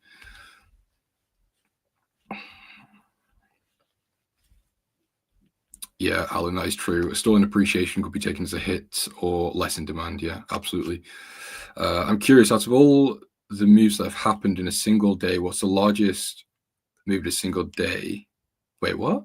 I'm curious, out of all the moves that have happened in a single day, what's the largest move in a single day a move has been made? Oh, right. Okay, I see what you're saying. I'll be honest, I don't know. Off the top of my head, I've got no idea what the biggest move in history is. pip wise. I would assume it's probably the GFC or one of those big market crashes, but again, I'm not sure exactly which one. I think there was one back in the 90s. Obviously, we've got the 08, we got COVID. So yeah, I would put it money on one of those, but exactly which one, not sure. But yeah, I'd lean to 2008 probably. Oh yes, Black Wednesday as well. Could be that. Absolutely. Didn't even think about that one.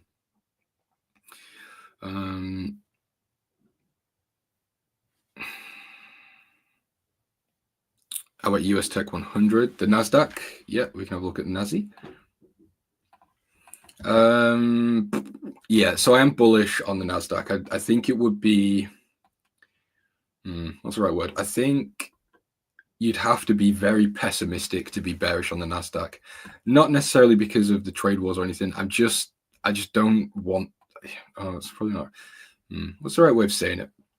I think it would just be a little bit silly to be a bear on the NASDAQ right here.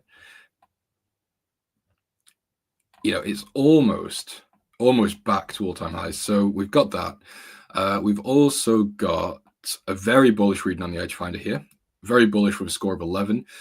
So the trend, in my view, is actually up. Almost a full correction of this tariff move. Bullish data according to the Edge Finder. So yeah, as I said earlier, I would look for a fill of this gap. If we don't get a fill here and we continue higher, that's one of those things. I'd rather be safe and wait for this. If it doesn't happen, fine. I'll be a little bit upset, but I know I played it safe as far as I'm concerned. Other than that, I don't really see another option. You could possibly look for something like this where we make a new high, look for I know it isn't a higher low, but yeah, a higher low, and then look to buy into that. But again, from a personal view, yeah, I'd wait for this gap. Markets forward looking, they are absolutely. Markets look for, specifically the FX markets look forward about 2 to 4 months, which is why central bank forward guidance is so important. So, you know, in fact, you know what, let me do something. For anyone that is relatively new to trading or isn't necessarily that locked in on fundamentals, this is for example purposes, of course. So let's say we've got the Fed meeting here. They're going to cut, or sorry, it's expected that they're going to cut 25 basis points. And again, this is for example purposes.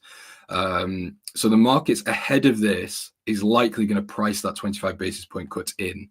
So when it actually happens, the markets generally just move sideways. But the caveat is the forward guidance. So after this cut, we'll get the press conference. So you put FG, forward guidance. So this is where traders can start pricing in this one here. So let's say the Fed is optimistic, so they're relatively hawkish, whatever.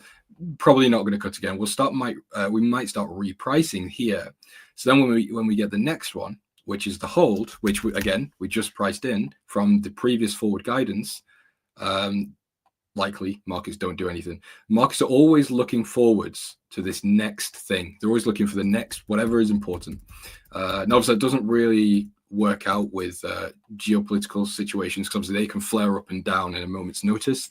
But yeah, that's a brief explanation. Obviously it's very simplified, but hopefully you get the idea. 15% chance on the pound in one day. Oh, change, right, yeah. 15% in a day is crazy. I was watching the Fourth Turning documentary. I've never heard of that. I'm not sure what it is. James, I have a big ribeye steak for dinner, 2 inches thick with asparagus tonight. That sounds delicious. Think of me while you have a bite. I don't know what I've got. I think, I don't know. Yeah, I don't know. Not planning that far ahead. I'm not sure what I'm having. There used to be a bank projections page on the Edge Finder. Oh, you know what, Lee? I think you might have just unlocked a memory. I'm not sure. I don't think I don't know. I bought the Edge Finder back. I think it was 2022. And I have a feeling I remember it, but I've just that kind of that's like one of those what do you call it? Like a Mandela thing. It's like, oh yeah, I kind of remember it, but yeah, I've not seen anything about that in a long time. How close to the event would you say rate decision is priced in? It's as soon as you get it, Damaranian. So as soon as you get that forward guidance, that's them pricing in for the next one. So as soon as you ask the question, I'll explain it in a slightly more detail. Same setup, I'm not going to do the annotations. So we've got 25 basis point cut here, hold here, or that's what the markets are expecting from the forward guidance that we get in this meeting here. So let's say we expect the hold after this cut. So the markets start pricing in the hold, but inflation comes out really low. Okay, well, the Fed's data dependent. Maybe that's going to ruin or dampen the hold idea. So maybe we start repricing for that Fed to actually cut rates again. So it's, again, as the Fed's data dependent, we have to be as well. But all of this stuff is just, again, trying to project what the Fed's going to do next. And obviously this applies to all the central banks, not just the Fed. Bank of England, RBA, RBNZ, etc., etc. Same idea.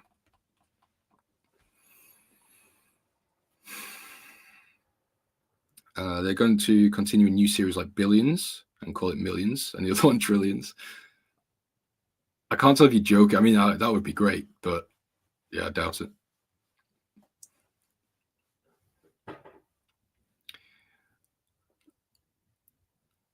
Chandler, bring it back. Yeah. Oh, they actually are going to bring out those series. That'd be good. So what is Millions about retail trader and Trillions is about Elon Musk or something? How Elon Musk deals with Twitter shares. Okay, right. Let's just do a quick review. I've not checked silver in a while. I don't think there's anything on the Edge Finder for silver. Actually, hold on. Just give me a second. Let me pull it up. Okay.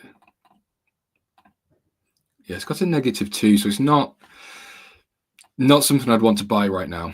I'm still standing on business, though. I do still think that silver's significantly undervalued. I would be very, very confident. In fact, I am very confident in saying that I think silver is going to go up to at least $35, if not $40. In the now, it's tricky to try and put like a time target on that because I'm not really a silver trader. I just feel like it should be higher than it is. I think actually Ball Out and I were talking about silver not too long ago. So if we can come back down into this low, I would be quite happy to put a position trade onto silver as basically an investment.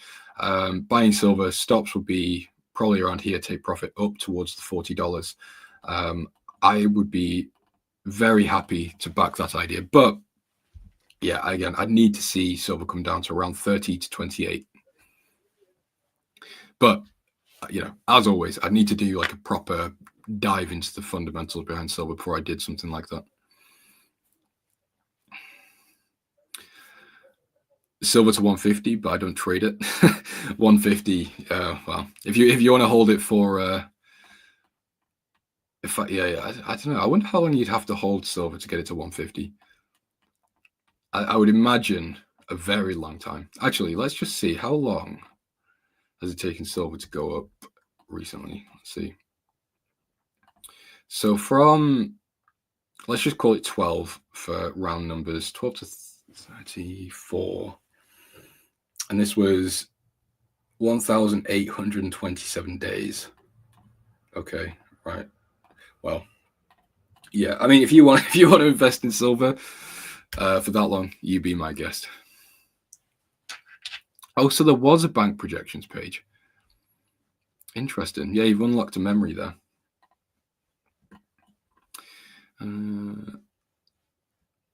Okay, let me just double check on times. I'm fairly sure I'm fine, otherwise I would have been told to come off by now. Yeah, someone for another 15 minutes, then you've got Chris Pulver. So if there is any questions for the last 15 minutes, let me know. I would be more than happy to answer them. If not, I'll keep rambling about whatever I can find on the Edge Finder. We can have a look at some new things. You know, I've not looked out for a while is the put to call ratio. Let's see. Interesting. So the S&P is getting back down into extreme greed. I remember when it was all the way up here, and it was like doomsday. Kramer quite literally called the bottom. I think it was the Nasdaq. It was really funny actually. Let me see if I can find it. Just give me 1 second, because he did get pretty much the exact bottom. When I say he called it, I mean in reverse. I'm fairly sure he said it was going to be a terrible day. Yeah, right here. Inverse Kramer. This is a funny page. Yeah, look at that. Jim Cramer warns of potential Black Monday stock market crash. And this was the NASDAQ. And this was at 16.8. And it's now back to 20. It's incredible. It's incredible how useless he is actually at calling the markets. It's like you would have more success flipping a coin and just buying and selling because of that, and ignore fundamentals, ignore trend, and just buy a 50-50 chance. You would outperform him. It's nuts. Oh, gold. Okay, yeah, we can do gold. So my view on gold is I am bearish and I would look to sell, but cautiously, because gold has been a wild beast recently. It's been very, very difficult for short sellers to get into or even turn a profit on. But during that time, gold was pretty much a clear buy. You were a little bit stupid, to be completely blunt. You were a bit mentally deficient to try and short gold during that period. Obviously not for scalpers, that's a different thing, but for swing traders, day traders, position traders, yeah, there was no reason to. However, now it seems like everything's pretty much priced in. Tariffs seem to be fine. There's not really any escalation in a bad way from tariffs, so it wouldn't be a shock if we do see that start getting priced out, especially as we approach the end of that the 90-day pause. Now, the key thing in technicals for me here is just waiting to see how the market reacts at the level that we're at. Normally, I would look at this as a break and retest. So we've obviously broken below this level. We're retesting it. Whether we now break below is a different thing. But even if we do break below, I can't justify going short because I need to see this market gap get filled. I think this is a little bit of an unsustainable drop. It's too aggressive. I think a pullback is due. And again, I'm saying I think a lot because obviously this sort of approach where I'm trying to forecast an entry is a bit of discretion, I'll be honest with you. So that's about as far as I can go. The 61.8 is actually in the middle of this gap, so that could also be a fib retracement to get into a short trade.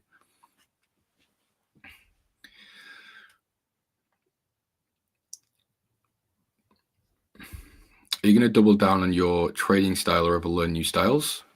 No, definitely not.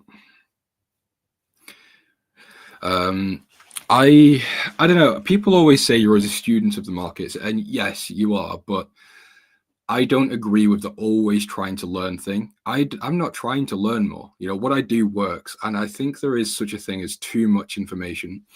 So for example, if I've been trading the way I trade, and suddenly someone drops this bombshell information on me, even if it's not something I really care about, it's going to affect the way I trade. If it's something that's like, oh, wow, yes, I get it and I see it, that's going to change the way I trade. And I don't know the stats on that. I don't want that to be a thing. So I'm not looking to always learn things. I'll watch some things. Like I watch Trader Nick's content pretty much every day, actually, when he comes out with a new video. But that's because we trade in a very similar way. I don't mean it's a bad way. It's actually a compliment, I guess. I'm not watching Nick's things to learn things. I'm actually looking to benefit what I would actually look at anyway. Maybe I missed something, but again, it's because we trade in a very similar way. But I'm not going to go on to, I don't know, someone else's channel, whether it be Mamba FX or trader Tom Dante, sorry, to try and learn a new strategy. I just don't think that'll be beneficial in any way. I suppose actually the other side of that is, yes, I would actually be open to learning new things about fundamentals, but that's because I only really know the basics of fundamentals. I'm not by any means, I'm not an economist, I'm not an analyst. I kind of only know what I know because I've had to go out and try and figure it out. So yeah.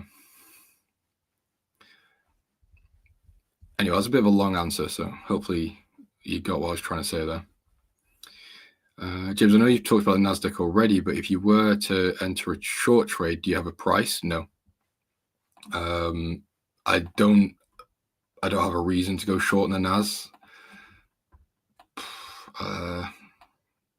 I think actually the only trade, the only short I could justify would be back at all-time highs. So I think we might get some sort of a relief, a little bit of profit taken when we get back to this level. But yeah, in terms of a fundamental sort of speculative short, no, I got nothing. Why fix it if it's not broken? I completely agree.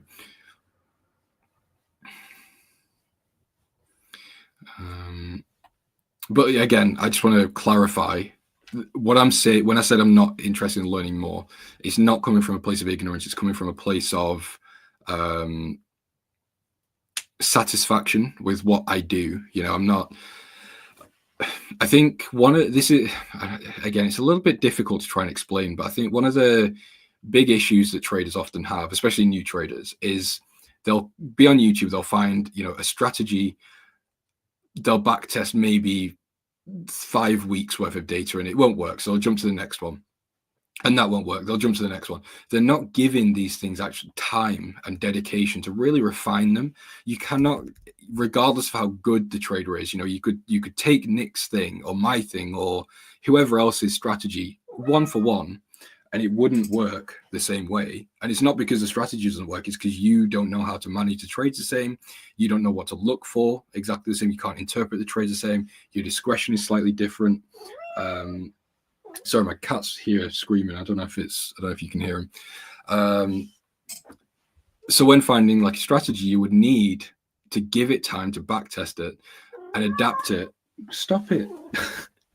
You need to give it time to backtest it and adapt it to the way you trade. For example, you might want to change it to be a day trading strategy rather than a scalping strategy and things like that. Anyway, the quant's been really rude. I don't know, it might have a new trade idea for me. I'm not sure. Head, shoulders, knees, and toes. Yeah. I can scalp, day trade, swing trade, and currently looking in wave theory. It's a Swiss Army knife approach in order to remain adaptable, to make money from the markets, be consistently profitable. I get it, Lee. I do understand that. I suppose if it works for you, it works for you. I can't tell you that it's wrong or right. For me, the problem I found with that was I was looking at too many things. I think we actually discussed this yesterday. Come here then. Come on. He does this. He'll come in and he'll just scream for 5-10 minutes. And then finally, there we go. He's here. Look. Here, say hello. Don't be rude. There, look. That's the quantitative analyst I've got. He's a bit stupid sometimes, but he does the job. What was I saying? Oh, yeah, you end up looking at too many things. So, for example, if you're planning a trade on Sunday, then Monday comes, you've got London session. Then you go back to planning a trade. Then you've got New York session to scalp.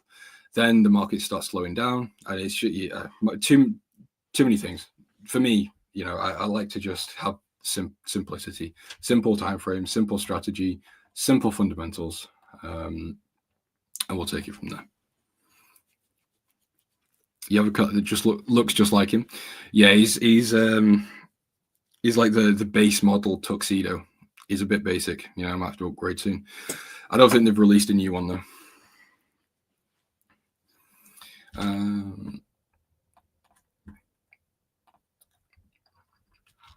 Okay.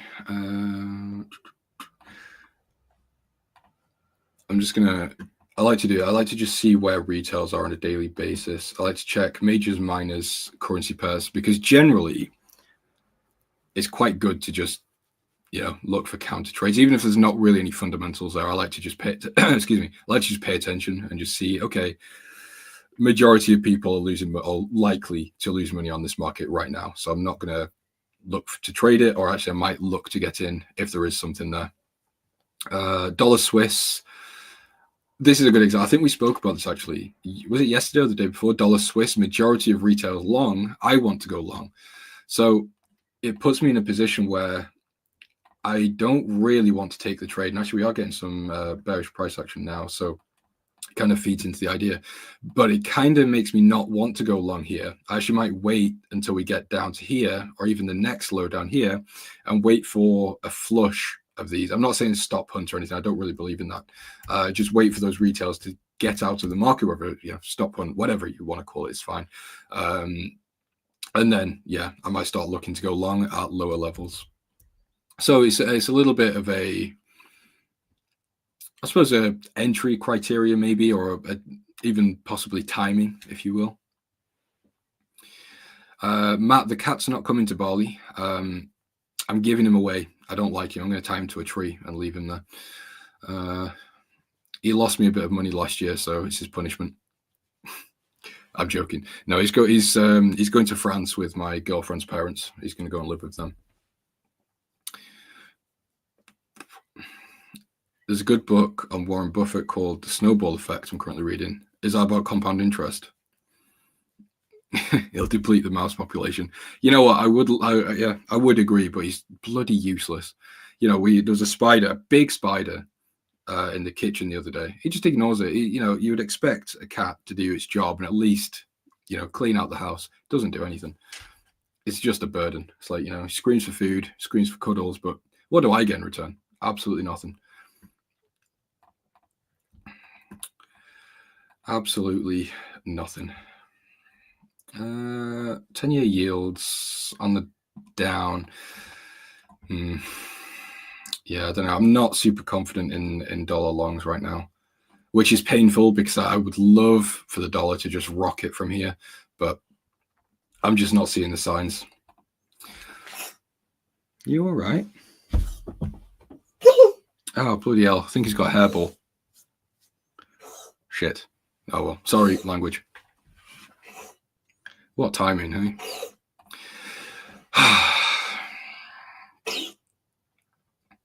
Can you hear him? If you can, I'll just mute the mic, but I don't know.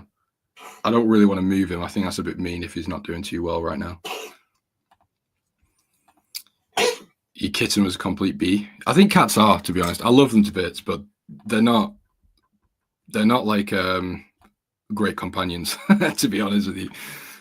They're very, I want this, I want it now, you'll give it to me, and then I'll see you in a bit. It's all right. I think he's fine. I don't know what was good. It's all right. I've got no cleaning to do. That was not TMI, but no problem. See, this is what I mean. It's like he comes for a cuddle and he just goes and almost pukes on my floor. It's like, what do I get from all this? There's a good quote by Warren Buffett that says, if you can't hold a trade for at least 6 months, then you shouldn't be day trading or scalping. I don't know. I'm not sure I agree with that. Why would the skill set or the patience of holding for 6 months relate to holding a trade for 5 minutes for a scalp on London session? I don't know. I kind of get the point behind it, but yeah, I don't know.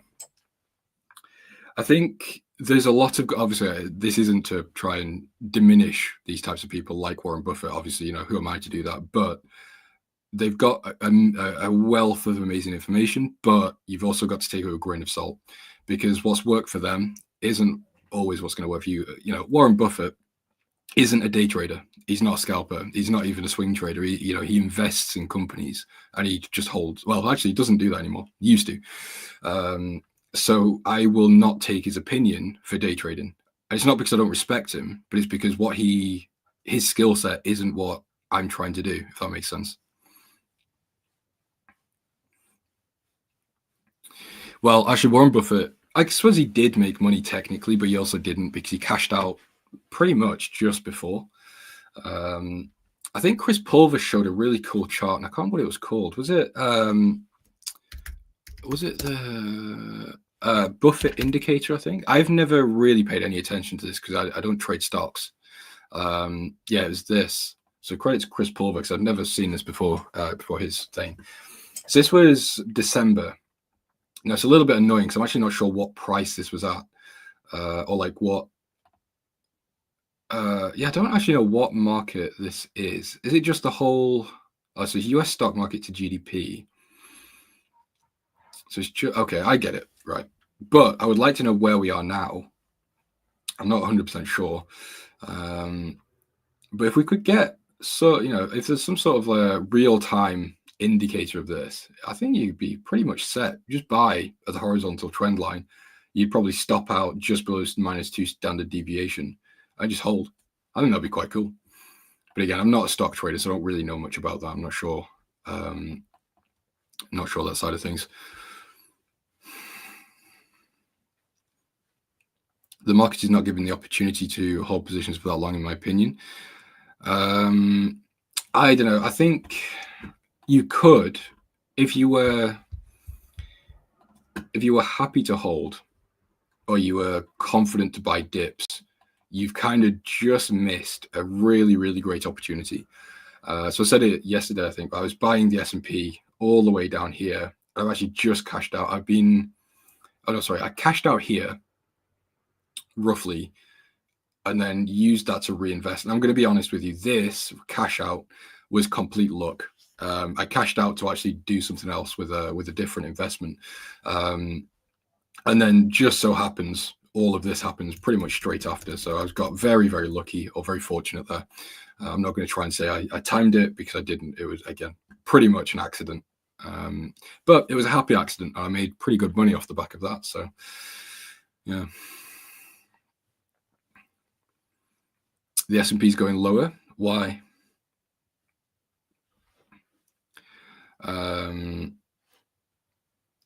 Hold on, just give me a second.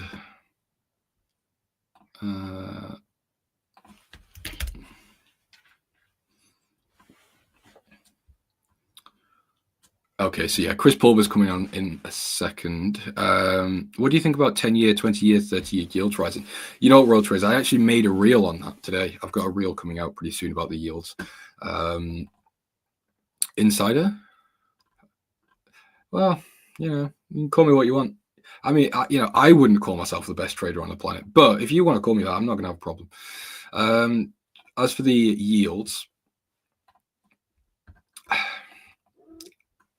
sorry guys, my cat keeps going. I need to make sure he's not choking or something. As for yields, yes. So for anyone that, just a quick explanation, and this isn't going to be in depth because I don't think I've got time. Chris will be here in a minute. Yields basically to the upside is viewed as risk off, and downside is viewed as risk on. So generally, if we see yields coming up, we can likely expect the dollar to also be up. Yields down, we can expect the dollar to be down. As for my actual view, I don't really have one, to be quite honest with you at the moment.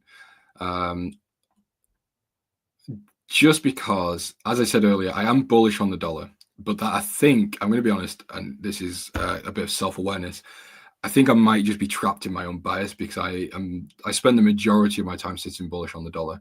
So I need to sort of sit back and have a very objective view. But obviously I'm not going to do that this week because I'm going away.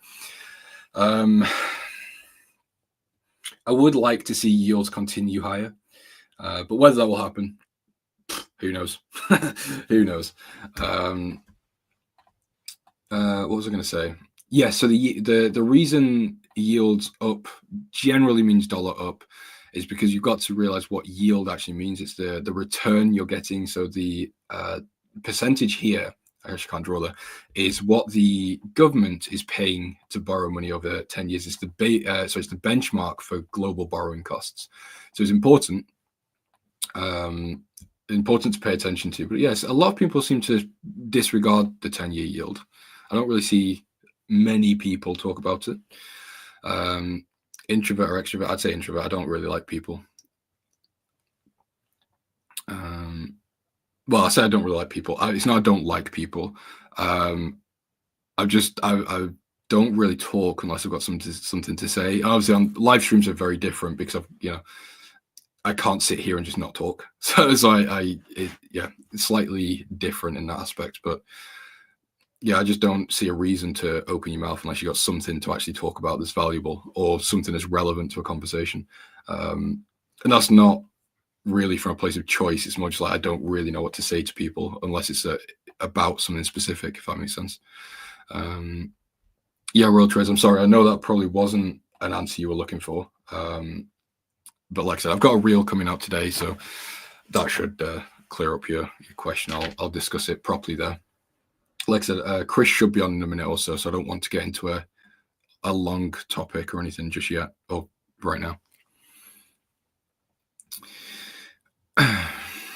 Any friends? No. I've got online friends. I know that sounds really sad. Actually, that's going to sound like a bit of an incel. But no, I don't really have any real life friends. I got one friend, which is actually the guy and the best man of his wedding. Been friends with him since I was 14, but that's it. I don't have really anyone else, which is fine by me. I mean, less friends, less problems, I see. Well, I used to have a really big friend group when I was younger, and it was just so much drama and so much problems and commitments. Can't be doing that. Anyway, guys, my time is up. Chris Pulver is here to take over the show. I will see you guys. I'm not sure if I'm on tomorrow. I don't think I am. I am. I'm on tomorrow. So, guys, I will see you tomorrow. Have a great one. Stay safe. And yeah, I'll talk to you later.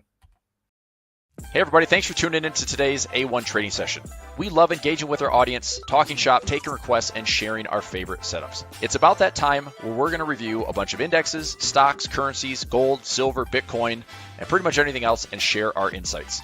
If you're wondering what trades I'm in, if you're wondering what trades I'm taking, and you'd like to see exactly how I'm trading everything, you can actually follow my trading signals.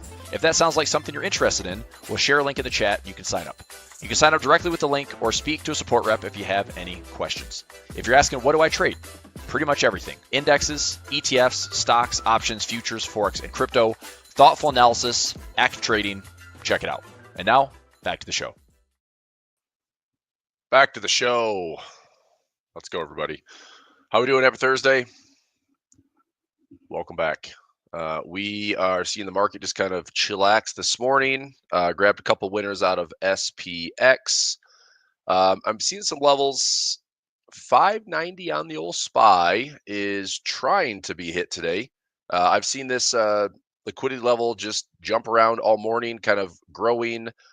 I think price can tag this, but I do think it's a resistance point. I was actually really surprised to see what happened with PPI this morning, how bad the revisions were. Like those numbers are way, way, way off. Let me see something here. I'm going to try to go after SPX. I just took this trade a second ago. Yeah, I'm glad I got out. I'm looking at maybe going a little bit higher. If I go 59.50 here, maybe a call fly.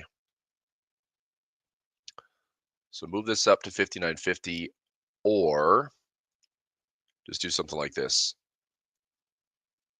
I'm going to put in a couple of bear call spreads and see if this will offer me $1 today.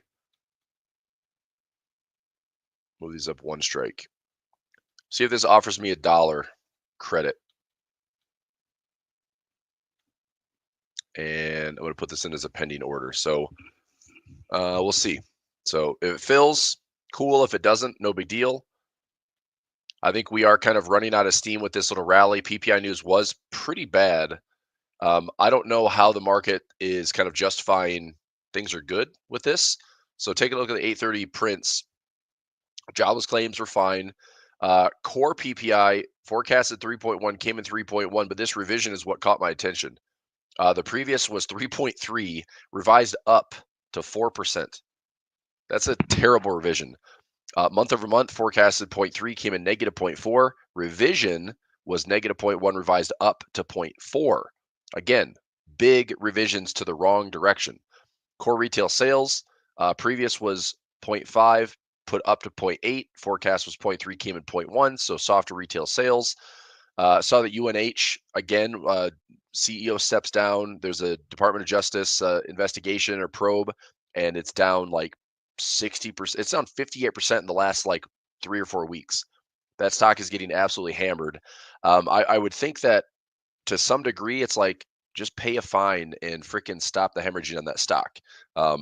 That stock made over, or that company made over $400 billion last year, which is more than Google. And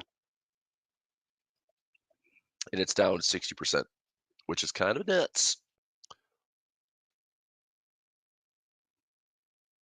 Let's see here. I just see a headline. United Health investor loses it over profits in a haunting 6-word lawsuit as Mangione Defense Fund passes $1 million. What? Have people like crowdfunded that guy's case? What the heck? What is happening? Ugh, what is this? I think people have some weird priorities, man. All right. Anyway, what else? Jobless claims, core PPI. Yep, those are the bad revisions. And then we go to the headline PPI. Year over year, it was a 2.7 previous, now revised up to 3.4. 2.5 came in 2.4. This month over month, 0.2 came in 0.05, negative 0.05. The revision from negative 0.04 up to 0. So, again here, we're just seeing revisions up. So market hasn't really behaved like it's a bad thing yet. Futures market still not breaking. I would be watching this closely. Come on, YouTube.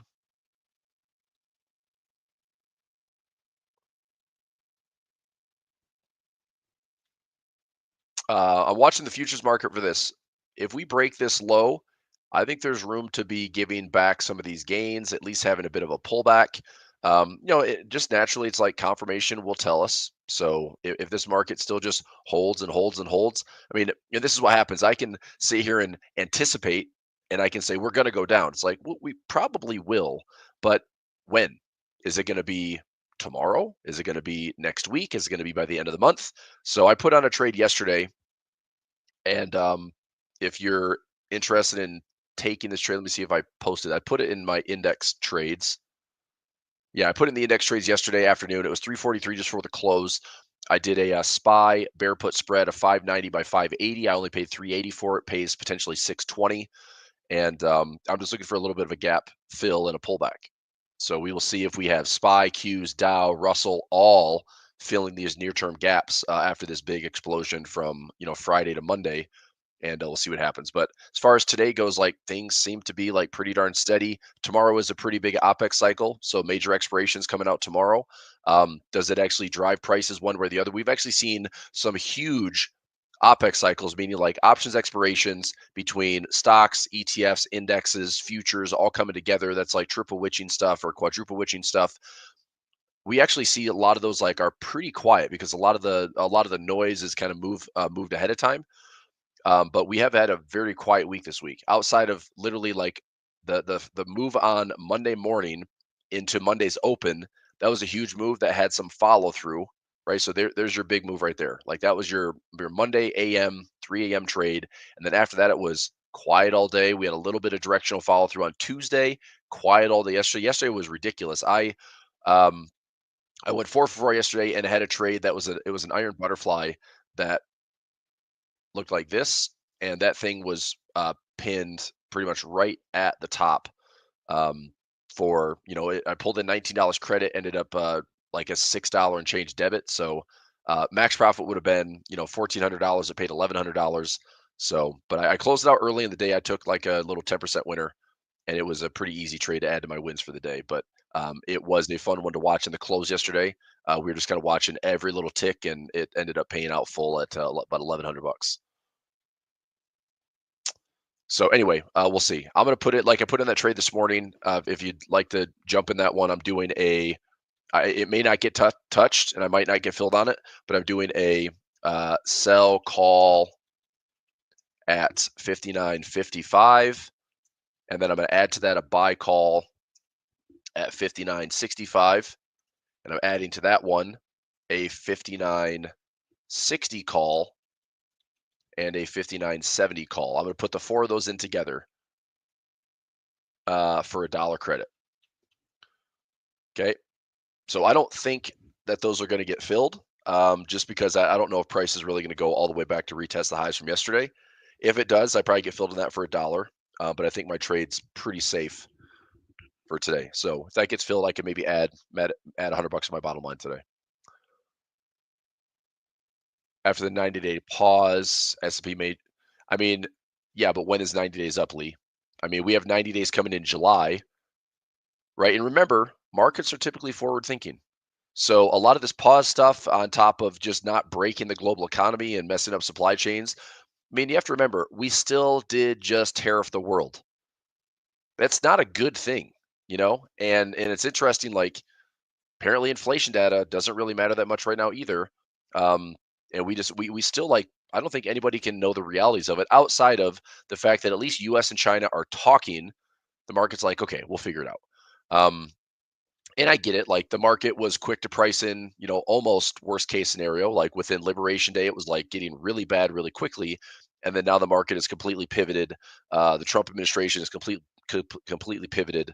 So you just never know, right? I mean, it's a wild and crazy market. There's a lot of emotions involved in it. So anyway, we'll see. All right. If this is going to head lower for the day, that's fine. That's what I'm expecting. Honestly, I'd like to see some gap fills. Here would be my play. Here is XLV, so being dragged lower by UNH. Here is UNH. Just another nasty push. I mean, look at these gaps. These are crazy. I mean, this first reaction here was just dump. 18% gap, and then we have another 11.5% gap.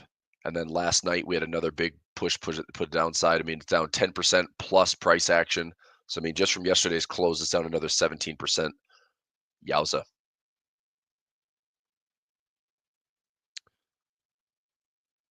I do have a ratio spread on this trade, 270 by 260. If I were to take on any shares or assignment, if I get assigned in the stock because it is dropping, my assignment would be 243. I mean, I would be assigned. I would be aggressively. I'd still have the put. I mean, it's going to be interesting how the broker does it. If I get assigned, and I want to make sure right now that I don't think I am assigned in anything, but let me just double check here. UNH. Okay, so all the ratio spreads are still whole, but that is a nasty drawdown right now with that explosion of volatility. Look at this IV rank. This is wild. I'm gonna with an IV rank this freaking high. I mean, I don't know. This might be like super gutsy here, but if I went out to a super small delta, look at these puts. I mean, I could go down to a $200 put, which is a 17 delta. Unfortunately, I don't get the strikes I want. I'm gonna go down a little bit lower. Let me go out a little bit further, a little bit lower. June 27th. How low does this one go? 200. Let me go out to July. There we go. I mean, I can sell a 160 put for $435. Now, granted, like, there's risk in that trade, and if we keep dropping and dropping and dropping, but I think that if and when this IV rank settles down, that's a pretty safe trade that we're probably not going to get to 160. Anything can happen, but are we going to drop another? I mean, what happens if we're down to 160? 160 from here would be, this stock is down 73%. We're below COVID lows. 160. Obviously, anything can happen.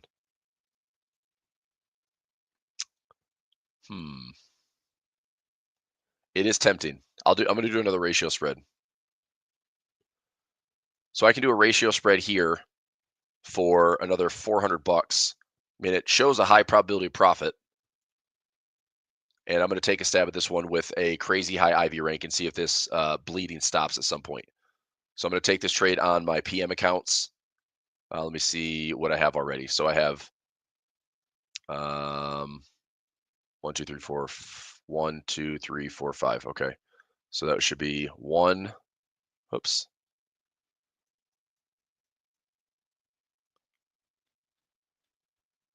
Let me highlight this here. So that should be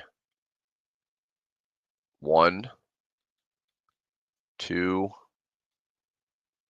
3, 4, and 5. Should be those accounts right there. Let me double check and see if it's that account. It is not. It is this account at the top. Got it. Okay. So 1, 2, 3, 4, 5 accounts. I'm going to take that ratio spread now. So 165 by 160 for 400 and some bucks. See if I can get filled for 430. Take this trade here.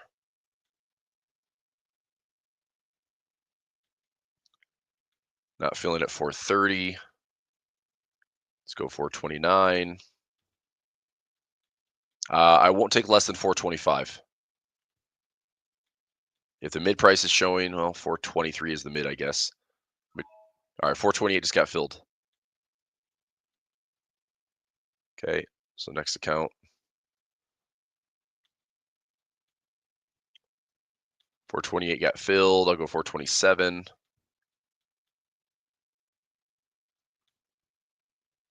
26.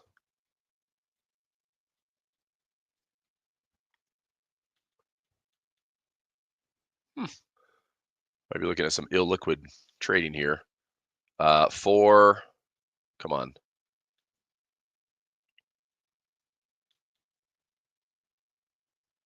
420. All right, 424 just got filled.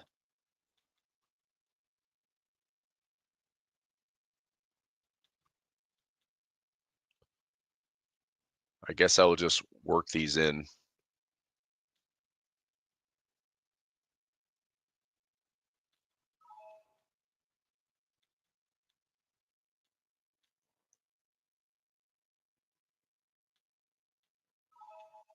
There we go. So I got 5 trades filled. I'm going to add this into the tracker. This is UNH. Not out that far. I'm only going out to July 18th on this one.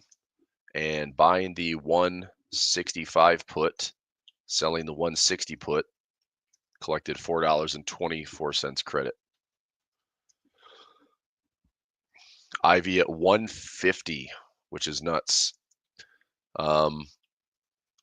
Willing to own, previous ratio spread, break even would be 243. This break even would be an assignment at 160 minus 5 minus 4.24. I'd own it at 150.76. Okay, we'll see. So that trade is in, and I'll throw this into stock options for me, new trade. UNH, 7/18 expiration, buy the 165 put, sell the 160 put, 424 credit. This is a ratio spread. I'm willing to own the underlying if assigned. Price would need to fall below 160 by expiration.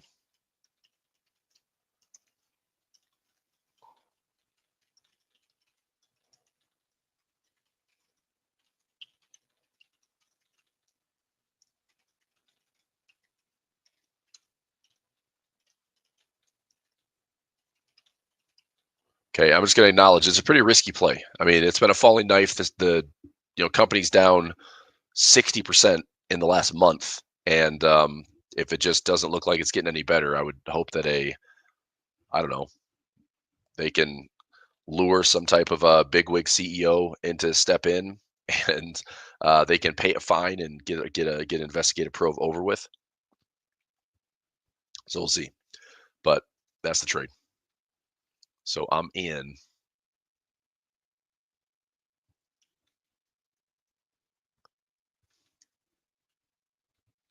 And let me build that one out real quick.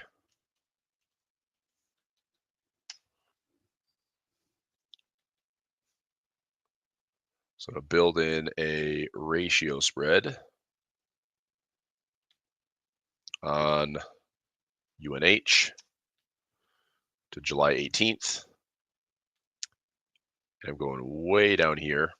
So the 165 is my buy put and 160 is my sell put. So that's my trade right there.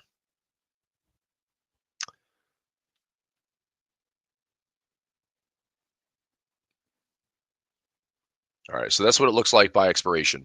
If we came all the way down here, there is a potential profit trap of making more. You can get that $5 trap if this thing is sitting at 160, which might be nice. Implied volatility, however, if I pull this from the option chain, we're sitting at about 56.8%. 56.8%. So somewhere in there. I mean, there's risk. Like I acknowledge that there is risk in the trade, right? But I'm willing to own the shares, and hopefully the probability of that getting assigned is slim to none. So, all right, I'll put that screenshot in.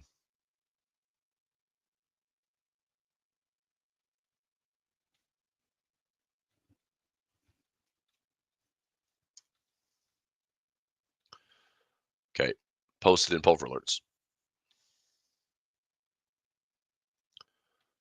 Okay, let's keep going. Top down. Markets is still pretty choppy today. I did put in that call spread, so it's up here above, starting at 59.50. So unlikely we're gonna, unless we have a rally today, this may get filled. Otherwise, I could see this just kind of rolling over, maybe with the OPEX tomorrow, maybe some noise, maybe just fading a little bit of this direction. I'd love to see a gap fill over the next week or two. Before the end of the month, I'd like to see a pullback. If the inflation data came in like super awesome, where it's like PPI is crazy low, revised lower, inflation's really going down. I mean, and maybe the whole thing with tariffs, it's a one-off. So maybe that's what the market is saying is like retail sales is softer though. I don't know. It's all sorts of wild and crazy out there. But I'm just looking at the picture. The picture price action. I'd like to see this just not go to all-time highs without having some type of acknowledgement that the world didn't just solve a trade war. We paused a trade war. It stabilized. That's good. We kind of got rid of the systemic risk, which is good. U.S. and China are talking. That's fine. But nevertheless, I mean, I still think there are levels that the market should pull back from. Right? So if they pull back here, makes some sense to me. We pull back in here, makes some sense to me. That might be about it. I think the bulls would still be pretty eager to buy dips in here or buy dips in here. And we'll find out. I mean, once we broke this March high, it's like I'm certainly way more bullish posture-wise than I was as we were on our way back up here. I'm like, we are going to run into so much resistance, and we did temporarily, and then the market just blew through it. So I think the pain trade was we squeezed out all the bears right now. Let me see if the AAI sentiment printed. It should have yesterday. Let's go to Edge Finder. Take a look at sentiment.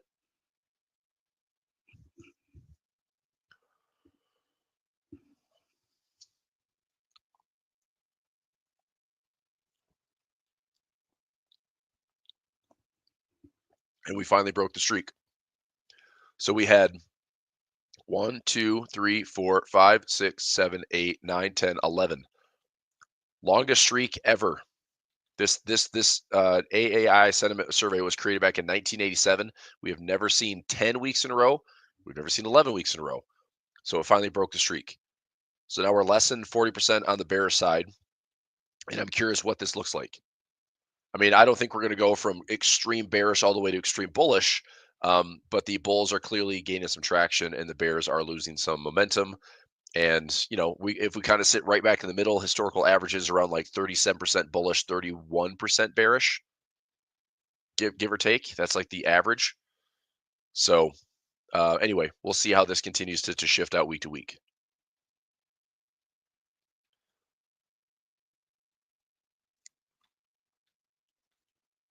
But if we dance around in here a little bit, I think a little dance around in here would be good just to pause. And I'm just saying this as somebody that wants to participate in a run to these highs. If we're going to get to these highs, I hope we have at least a pause to participate in some type of pullback or some type of pause, not just every day is higher, higher, higher, higher, higher. That is my least favorite way to participate in a bull market. Yes, I have positions. Yes, they're running. Yes, I'm letting my profits run. That's great.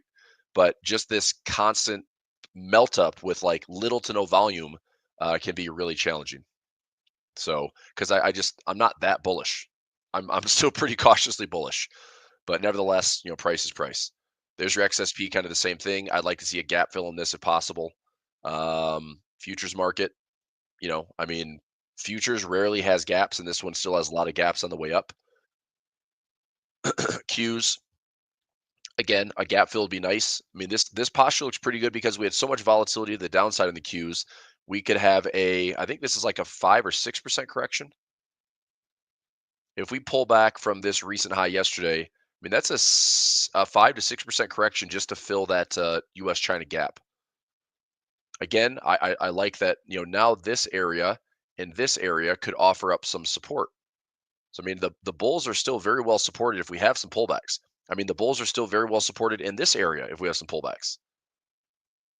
So, I mean, look at the bigger swing. I talked about this like 70% wedge. If I go all the way down here, okay, this market has pulled back, almost 80%.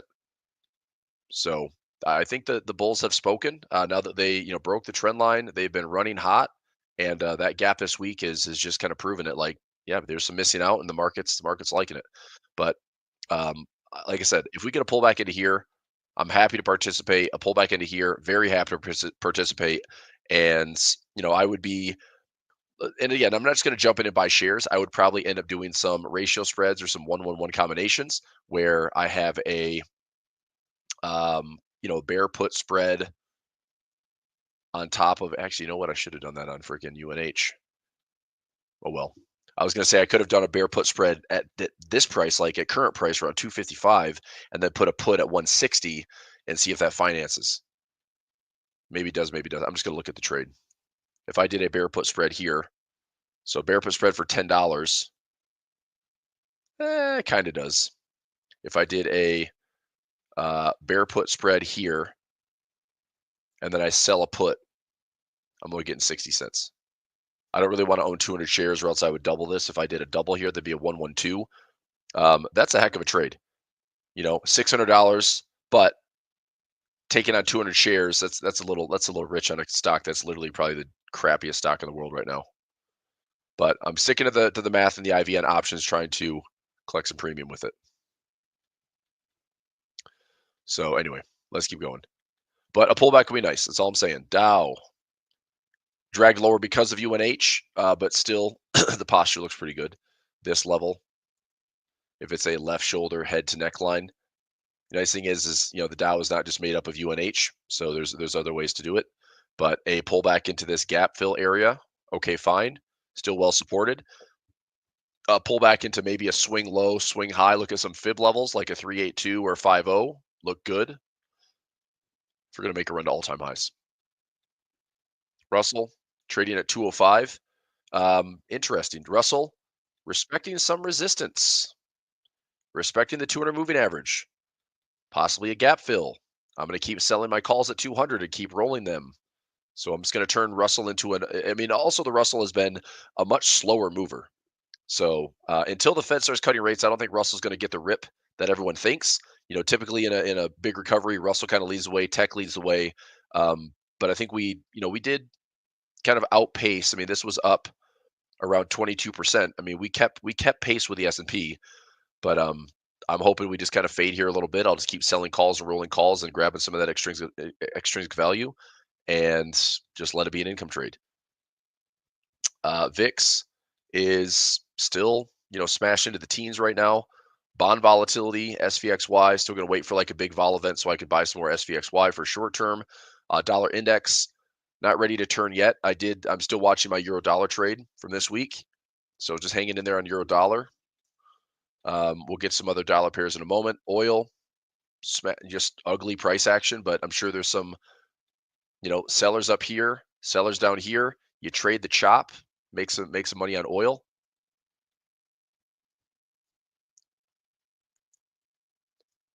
S&P, yeah, we did the S&P. I'm just looking for a pullback, Lee. I like to see a pullback in all the indexes. This gap fill from Friday to Monday, I love a gap fill. I'm just kind of holding out and see if we can hit something by the end of the month. UNG, I've got calls at 19. That will be income this week. I'm going to continue to lower the cost of my diagonal spread. Gold at 32.04. So gold came right below the 50 period moving average. This is an EMA. So we came down to the 50 period. How many traders? And I guess you could do this if you just buy small, buy small, buy small, buy small. I mean, if gold goes back to the top, that's fine. You kind of wait this thing out. Like maybe you don't get filled here, don't get filled here, don't get filled here. But I just didn't take the trade. I didn't buy at the 50.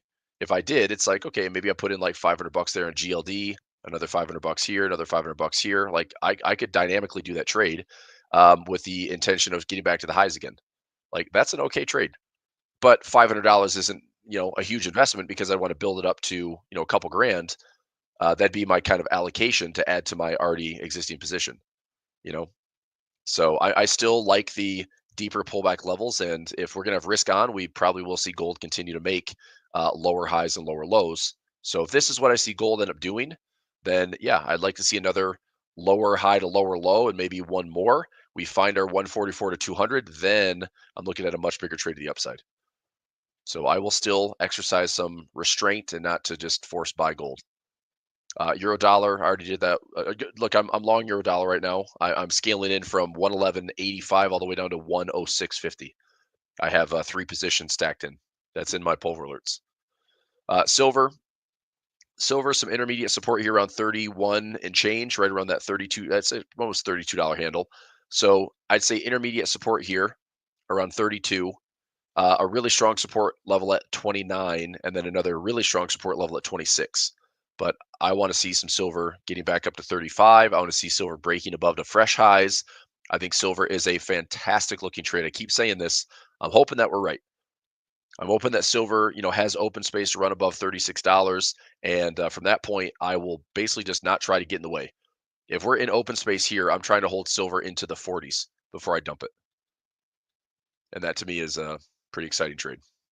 Bitcoin has fallen a little bit. And again, I'm kind of happy to see this because it gives an opportunity for buyers to maybe see some efficiency, right?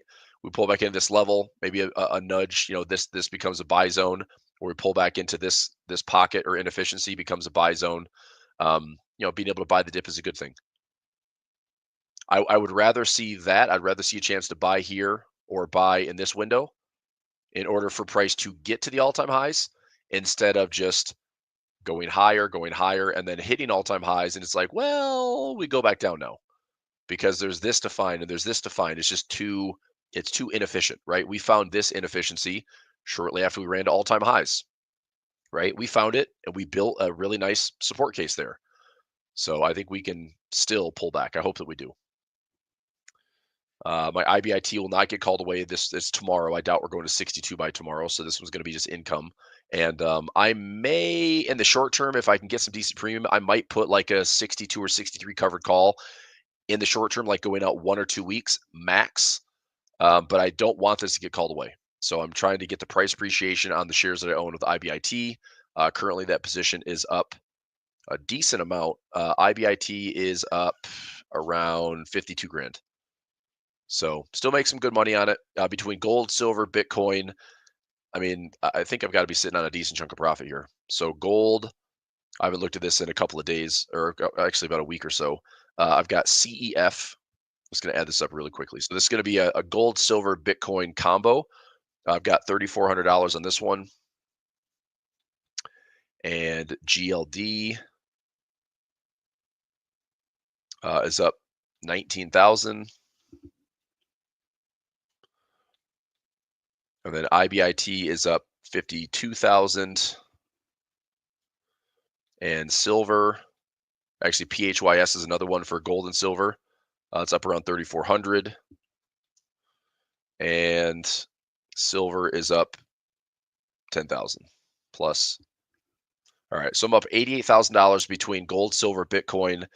The nice thing is I think silver has another 40+% to the upside. I think gold, if we get back to highs and continue to run, gold is going to be treated like a great commodity, a great precious metal. And it's trading more like an asset. And then Bitcoin is, Bitcoin. So if you like it, there's asymmetry. Obviously, if you're in the bandwagon with Michael Saylor, it's going to be, unlimited pricing, and there's a $10 million price target. It's like, who knows, man? Nobody knows. But I'm taking the trade, so we'll see.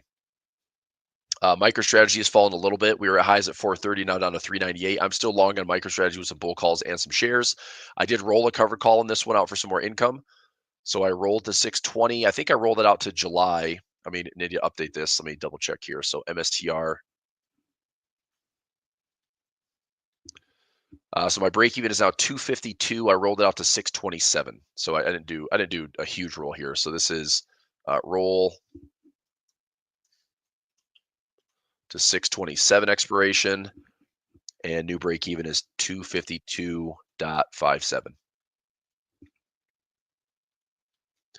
So if it gets called away at 310, and also if we're still way up here, if we're way in the high 300s, then I might, as it gets closer to expiration, I might just do another weekly roll, and maybe get $3, $4, $5 a week for this, which I'm good with. I'm very happy with that. If that's the case, I will just roll it. I'll stay. I'm way behind. I'm giving up like all that upside, but if I can still roll it for credit, I could add another, maybe on 3 accounts that I own it.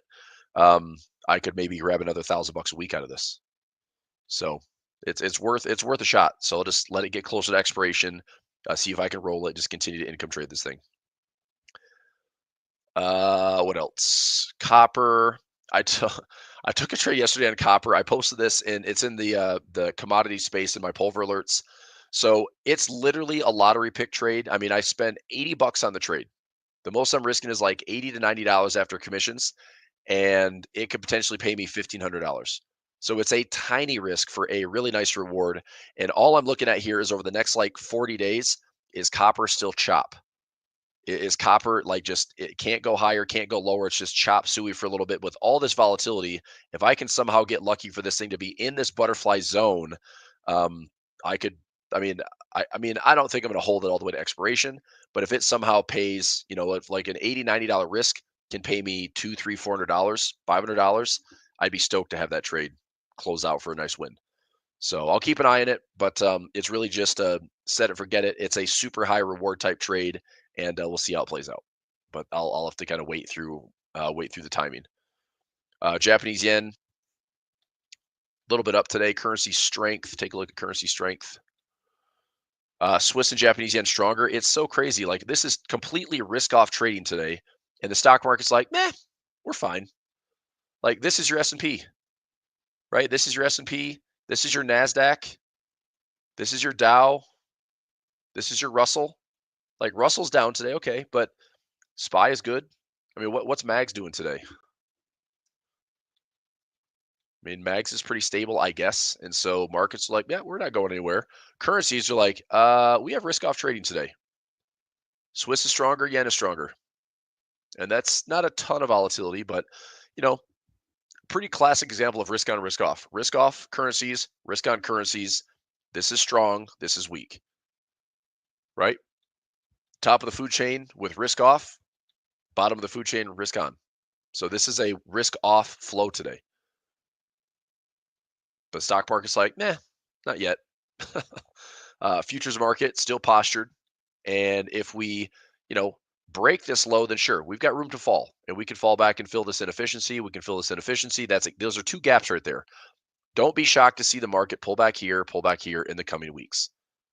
Futures market especially, it just kind of takes a sweet time. It's difficult to time. We get through this OPEX cycle. Everyone's puts expire worthless, right? Everyone's puts from April expire worthless. If you only hedged out to May, you're going to lose everything on your hedges. You're losing everything on your puts. So my hedges are out to August, October, and December, just in case things get a little bit hairier, a little bit nastier in these coming months. This whole July window of like the tariff 90-day pause window, what we don't know is how many other countries are lining up and like calling the U.S. saying we need to do a trade deal. All we've heard of is we do one with the UK. Okay, well, we have a surplus with the UK. Big deal. We talk to China. What do? We extend another 90 days with them.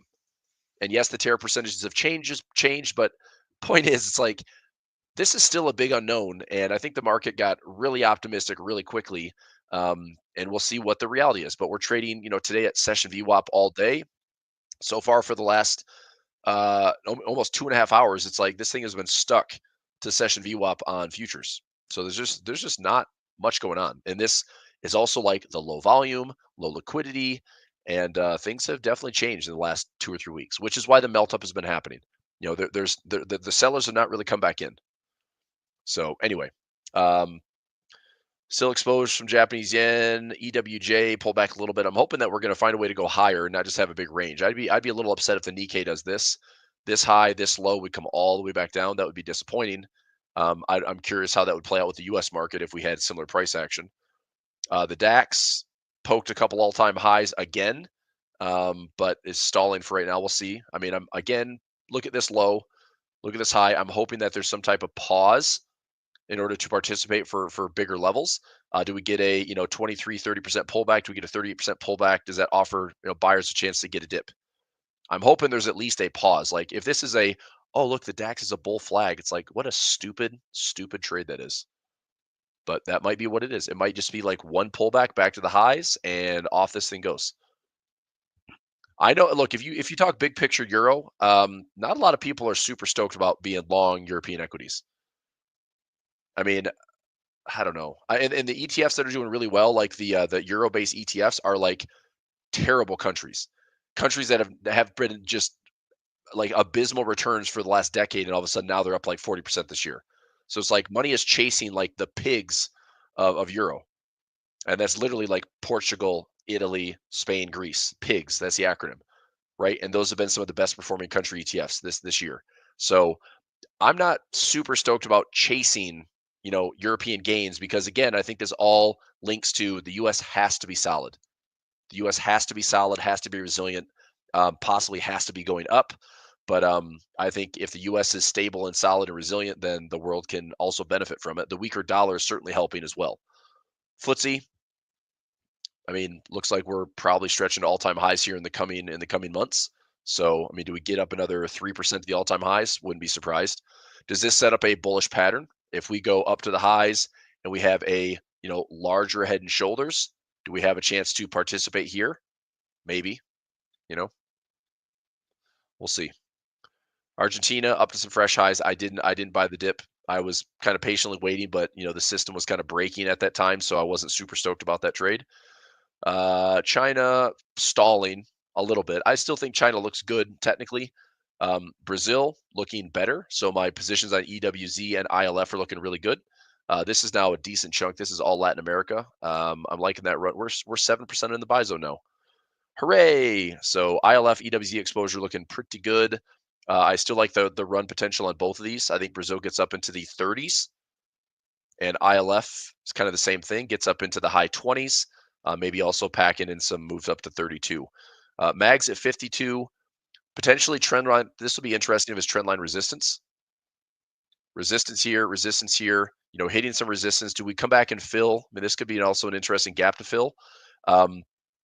Structurally, it's like, does Mags come back down here offering a buy zone? Or is this like, good try, Mags, you pulled back 70%? Look, I'm just going to throw this out there. This one hit 70%.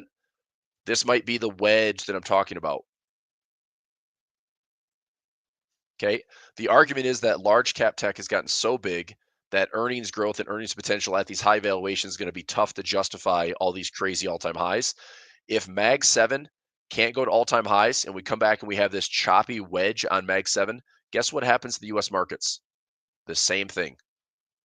I hate to say it, but Mag 7, whether you like it or not, is going to be what determines whether or not we get to all-time highs.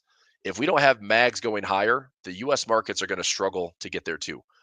I get it that you could have 490 stocks that do well, but they're not multi-trillion-dollar companies.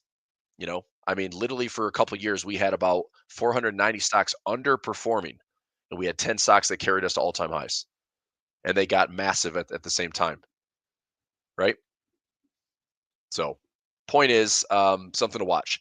This technically from this high to low, if this is a 70% area, a lot of times this could yield the wedge formation, which is we don't make higher highs, we make lower highs, and we don't make lower lows, we make higher lows.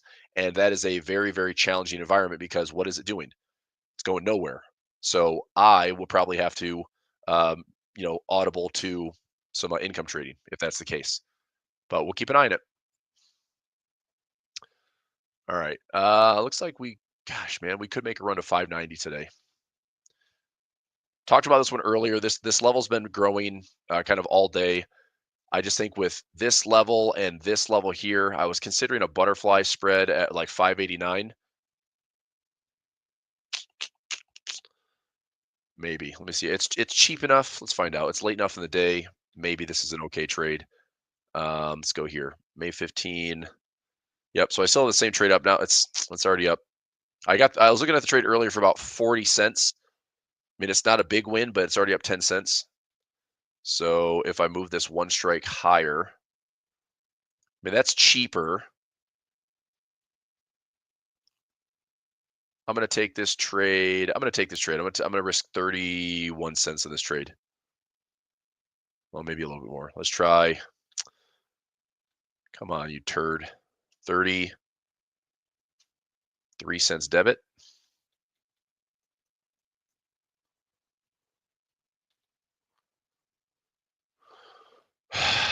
Don't move without me, man.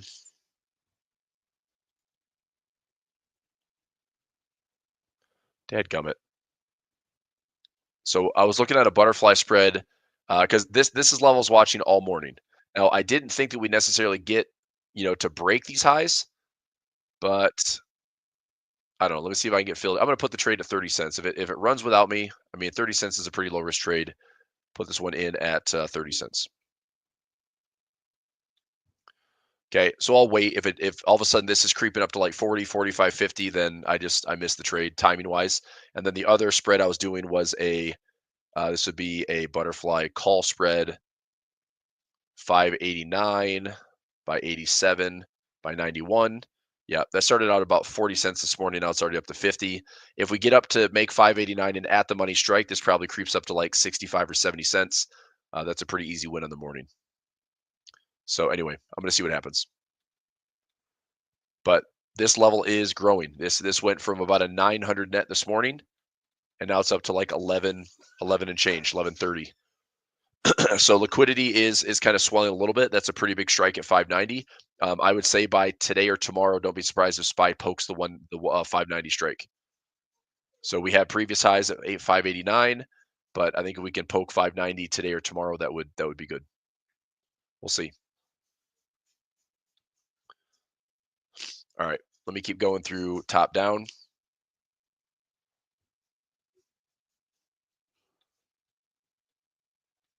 Everybody good on mags? So Apple, I own some shares of Apple. I'm going to sell some premium. Amazon has pulled back a little bit. I'm just going to sell some premium. I still have ratio spreads on Amazon, 135 by 130, 155 by 150. AVGO just freaking soaring to the upside. I mean, you did have a price pattern here to trade it. It was a little gutsy, but that was a nice reversal pattern, and that thing just blew higher. So this is not the spot that I want to be buying it.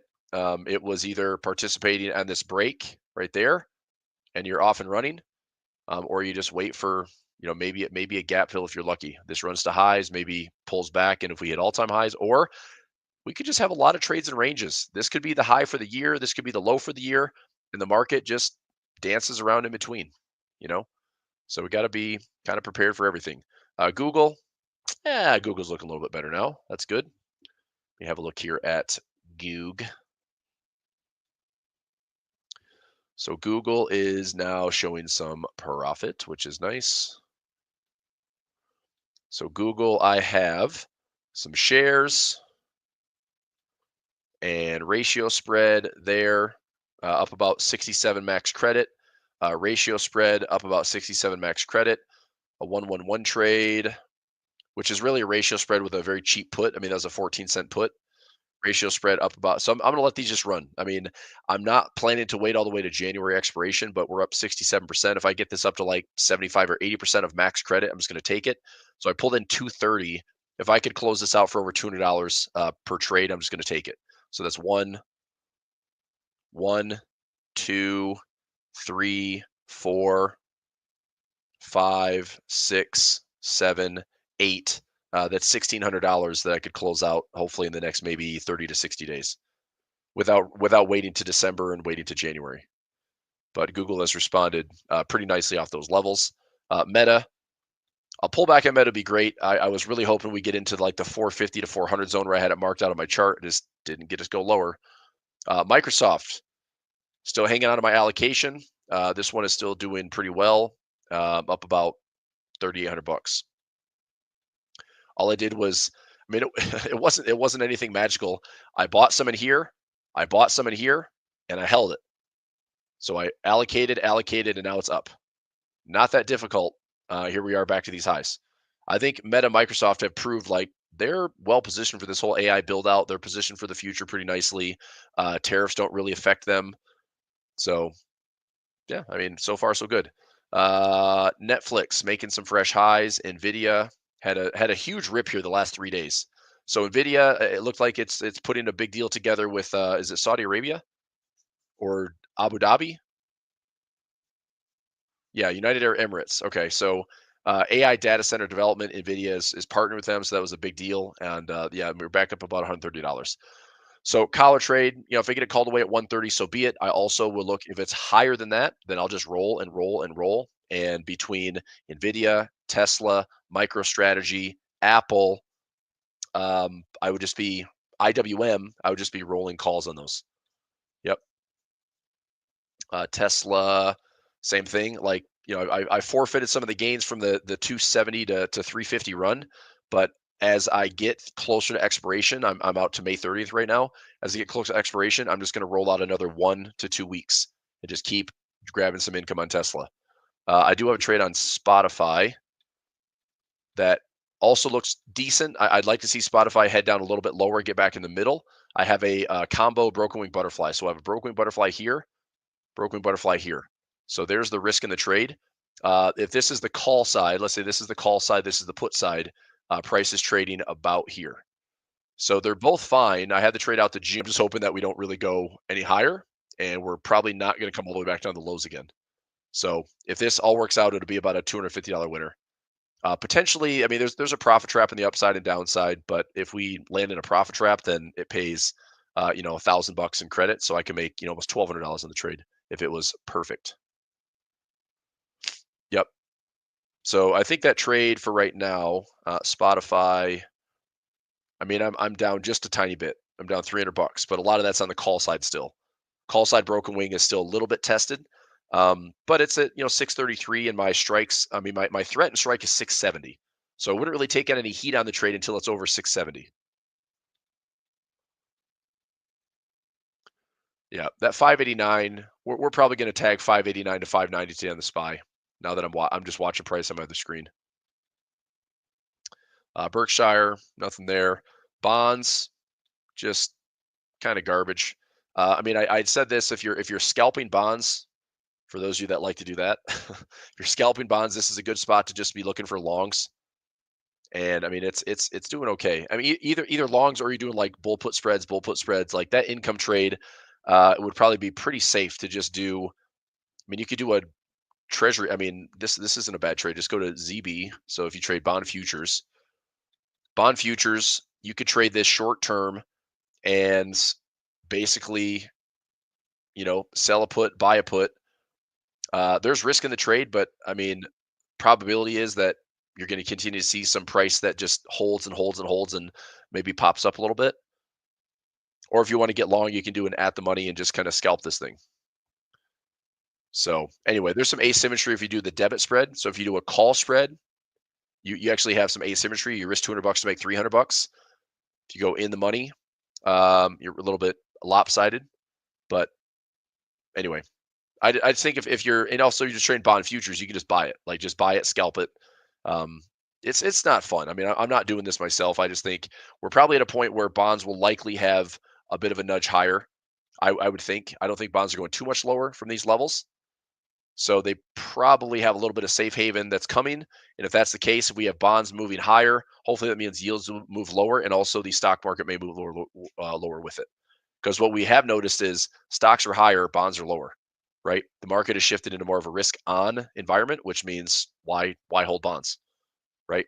you're getting more bang for your buck in equities right now with growth. Fed funds rate pausing until July. Yields, a decent little decline in the 10-year today, decent decline in the 20-year. I mean, I'm certainly not excited about it.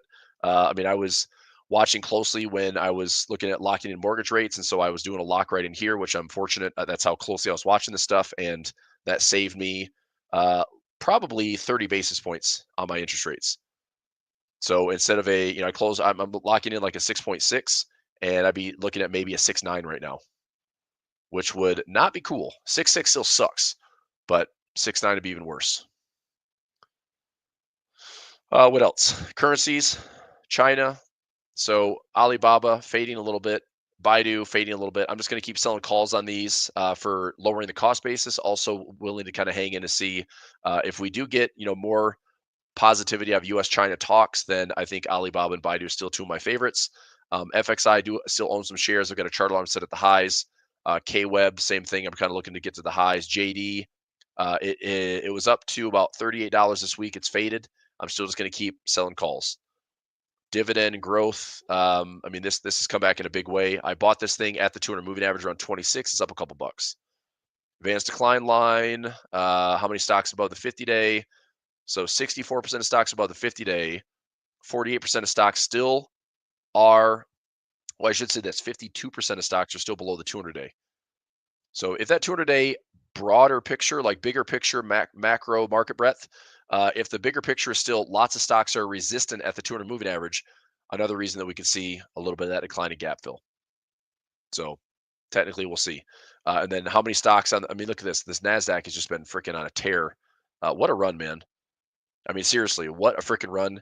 And, we timed the hell out of this thing. Obviously, I didn't hang on to it for the last month and a half, but from April 7th to now, that's been a pretty good rip on the old NASDAQ. I mean, that's a 20+% move. Not too bad. All right. Stocks, everything else. I mean, AXP, that thing ripped back in a big way. Visa back up to all-time highs. MasterCard, like consumers, U.S. consumer, I guess we're the most resilient people in the world. People be shopping. Johnson & Johnson getting beat up a lot, dragged lower from the healthcare space. Eli Lilly is another one suffering from UNH. So we'll see how this plays out. I mean, maybe this gets worse. I'm looking at this big fib swing. So just this is completely subjective, but a major low at 82 all the way up to the highs at 989, 990. Do we find just a big, ridiculous 38% fib or like a 61% fib zone? Or does it just kind of stay sideways? Is it just choppy like this, right? Is it high volatility chop? Does it pull back into areas that make this a little bit more attractive? Walmart had earnings today. Okay.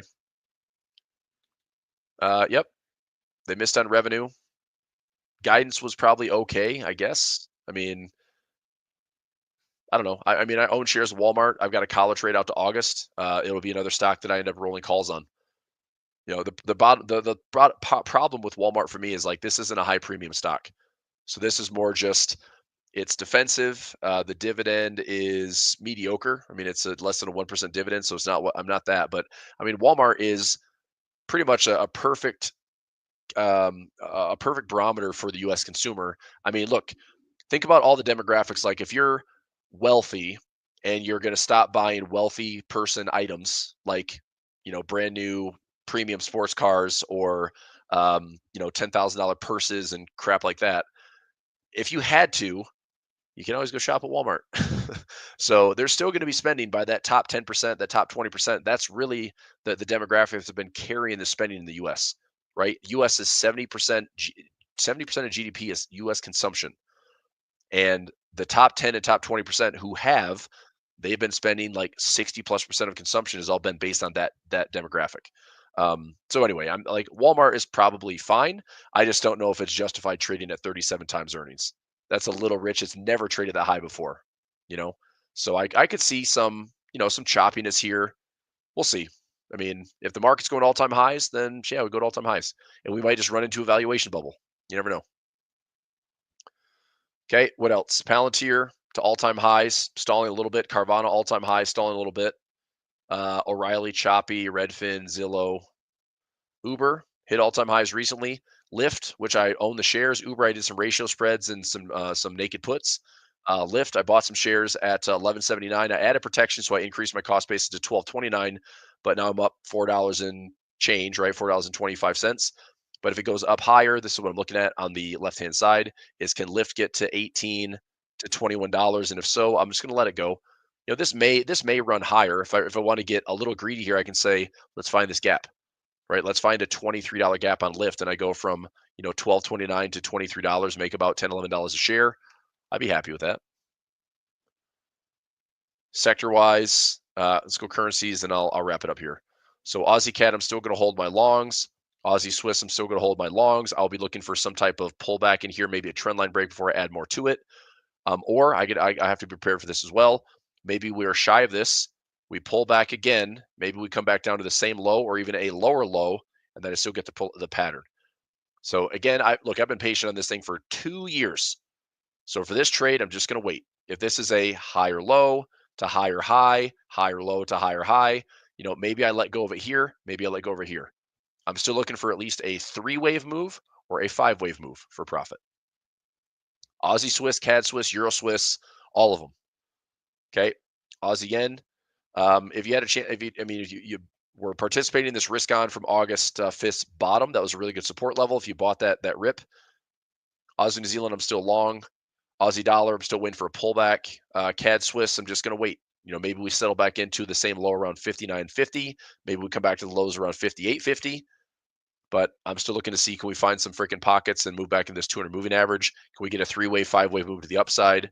CAD Yen, this one, you got a good chance to buy really, really low at 101.70, went up about 300 pips.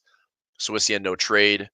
Euro Aussie, nothing. Euro CAD, I still like to sell trade down to 54, but you got to be willing to kind of ride this thing up to these highs again. Euro Swiss pulling back a little bit. I'm looking to see if it will hold these lows. Euro Pound, nothing. Euro Yen, nothing. Euro New Zealand. If I said this on like Pound Aussie, Euro New Zealand, I'm sorry, Euro Aussie, Euro New Zealand, Pound Aussie, Pound New Zealand is maybe a short-term buy if you get the confirmation on a smaller time frame.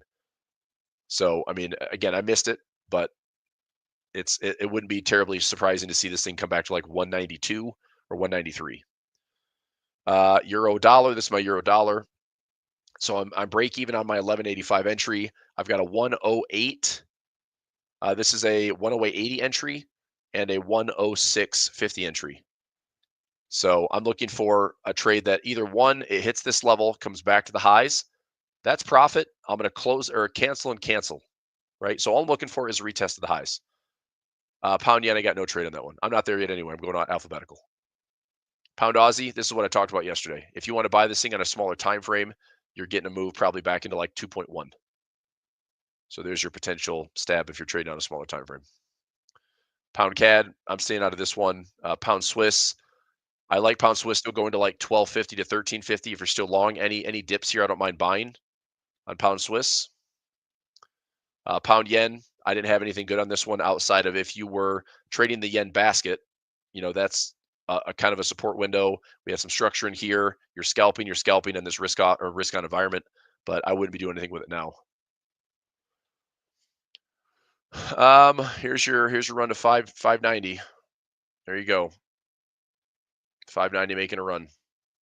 So my butterfly spread is not going to fill that 30 cents. Let me see what it's trading for right now.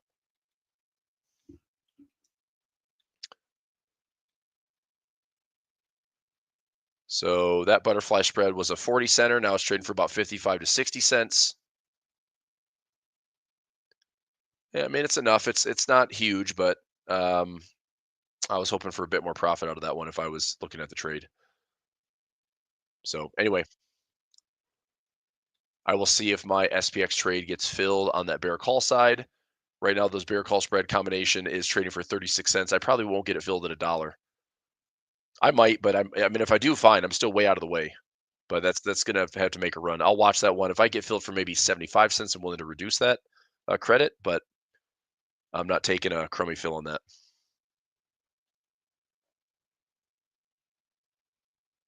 I think this is a pretty big resistance zone, by the way. I think if we have a squeeze back up to this level here, I think this is a poke and this market fades back down. All right, Pound New Zealand, same thing. talking about buying this equal low, that was obviously days ago, but it worked out pretty well. Pound dollar, no trade. New Zealand CAD, I'm still waiting for a better structure pullback. I think New Zealand CAD would be great in here. You'll pull back to these levels like 8150, 8100, 8050. I like all three of those levels to kind of scale in and then look for a swing up to this high. This low's in, this high, just a nice little swing trade. Low, high, higher, low, higher, high. That's a good spot.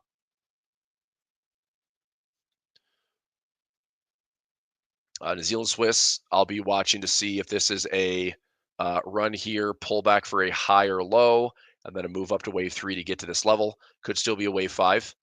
Could still be a wave 5, but I'll be watching. If I get out of this at wave 3, I'm still turning a nice little profit on Aussie Swiss and New Zealand Swiss.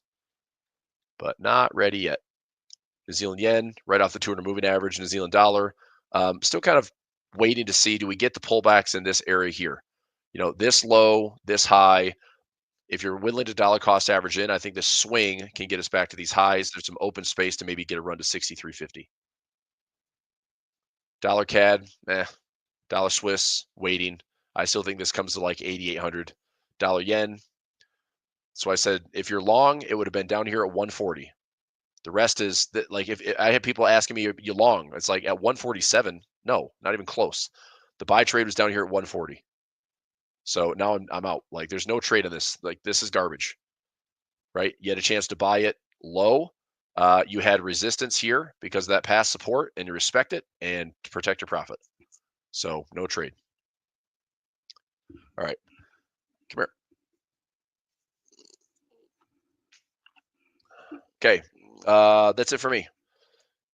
Any questions? We're good. We did indexes, dollar, gold, silver, all currencies, lots of stocks. We have a major OPEX tomorrow with Friday expirations on stocks, ETFs, futures. Next Wednesday, I think we have a volatility expiration for the VIX. So we'll see how that all kind of plays out. I think all the puts that were put in to hedge in April are all worthless. And that's probably why this market is still just pushing higher. Make them feel the pain of like, oh, you want to hedge, or you're going to lose. So we're pushing up here. I think we are running into some resistance. I think we're running out of some steam and momentum. I wouldn't be surprised to see this market, fade off these recent highs. Okay, I'll let you go. Thanks for being with us today, and back at it mañana. Thanks, everybody. See you. Bye. Thanks again for watching today's show. Our goal at A1 Trading is to continue to share free value to our audience through daily videos and articles, keeping you up to date with the latest market coverage. If you enjoy our content, make sure to subscribe for more. From all of us at A1 Trading, have a great day, and we'll see you next time.